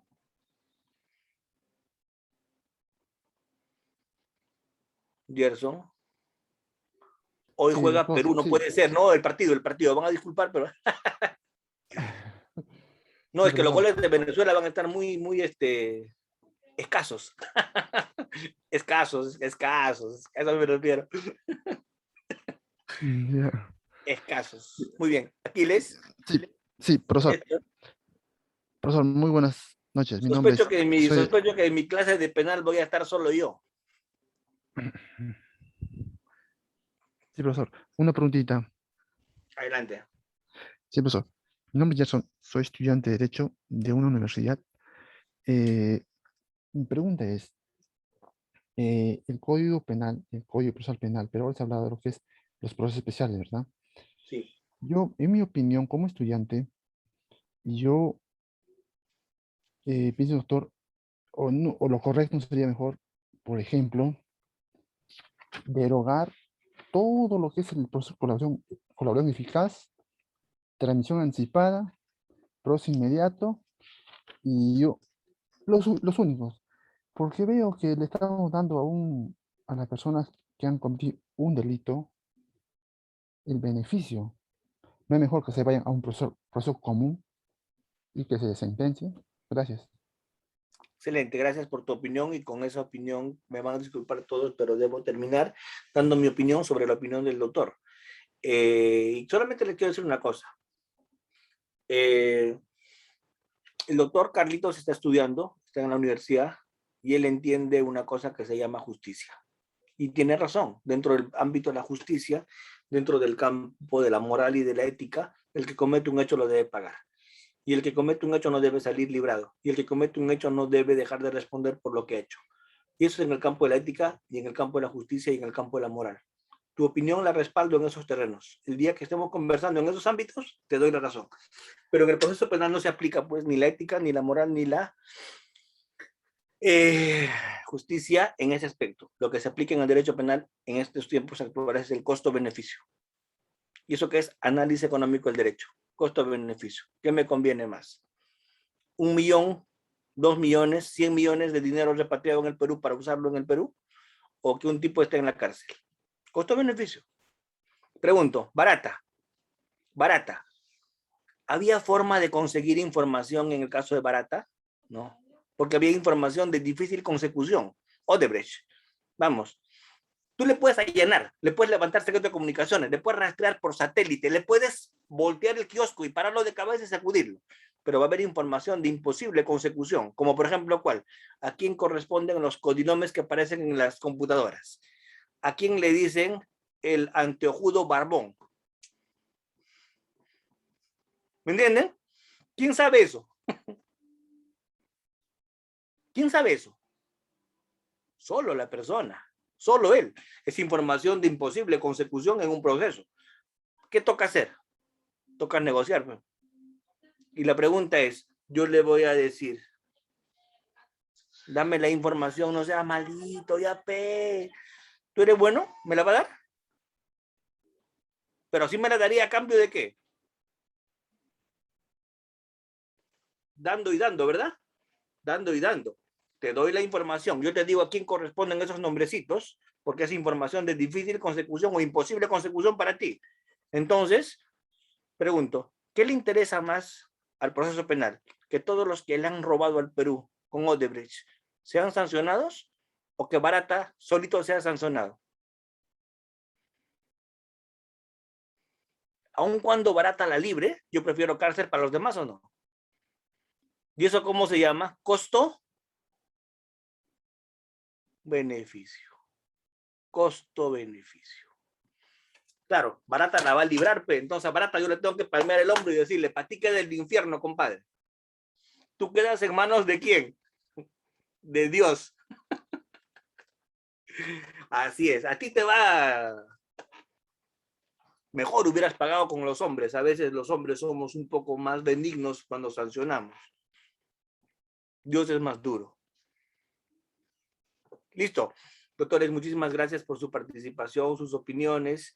Me alegra mucho la sesión que hemos tenido y bueno, que gane Perú. Doctor, le saluda Rider. Rider, gracias. Disculpe, doctor, siento que en mi casa han estado así, bueno, están celebrando y no por la victoria de Perú o la victoria de Venezuela, porque hay más, creo que más venezolanos que peruanos, porque ha sido esta caravana de puro delivery.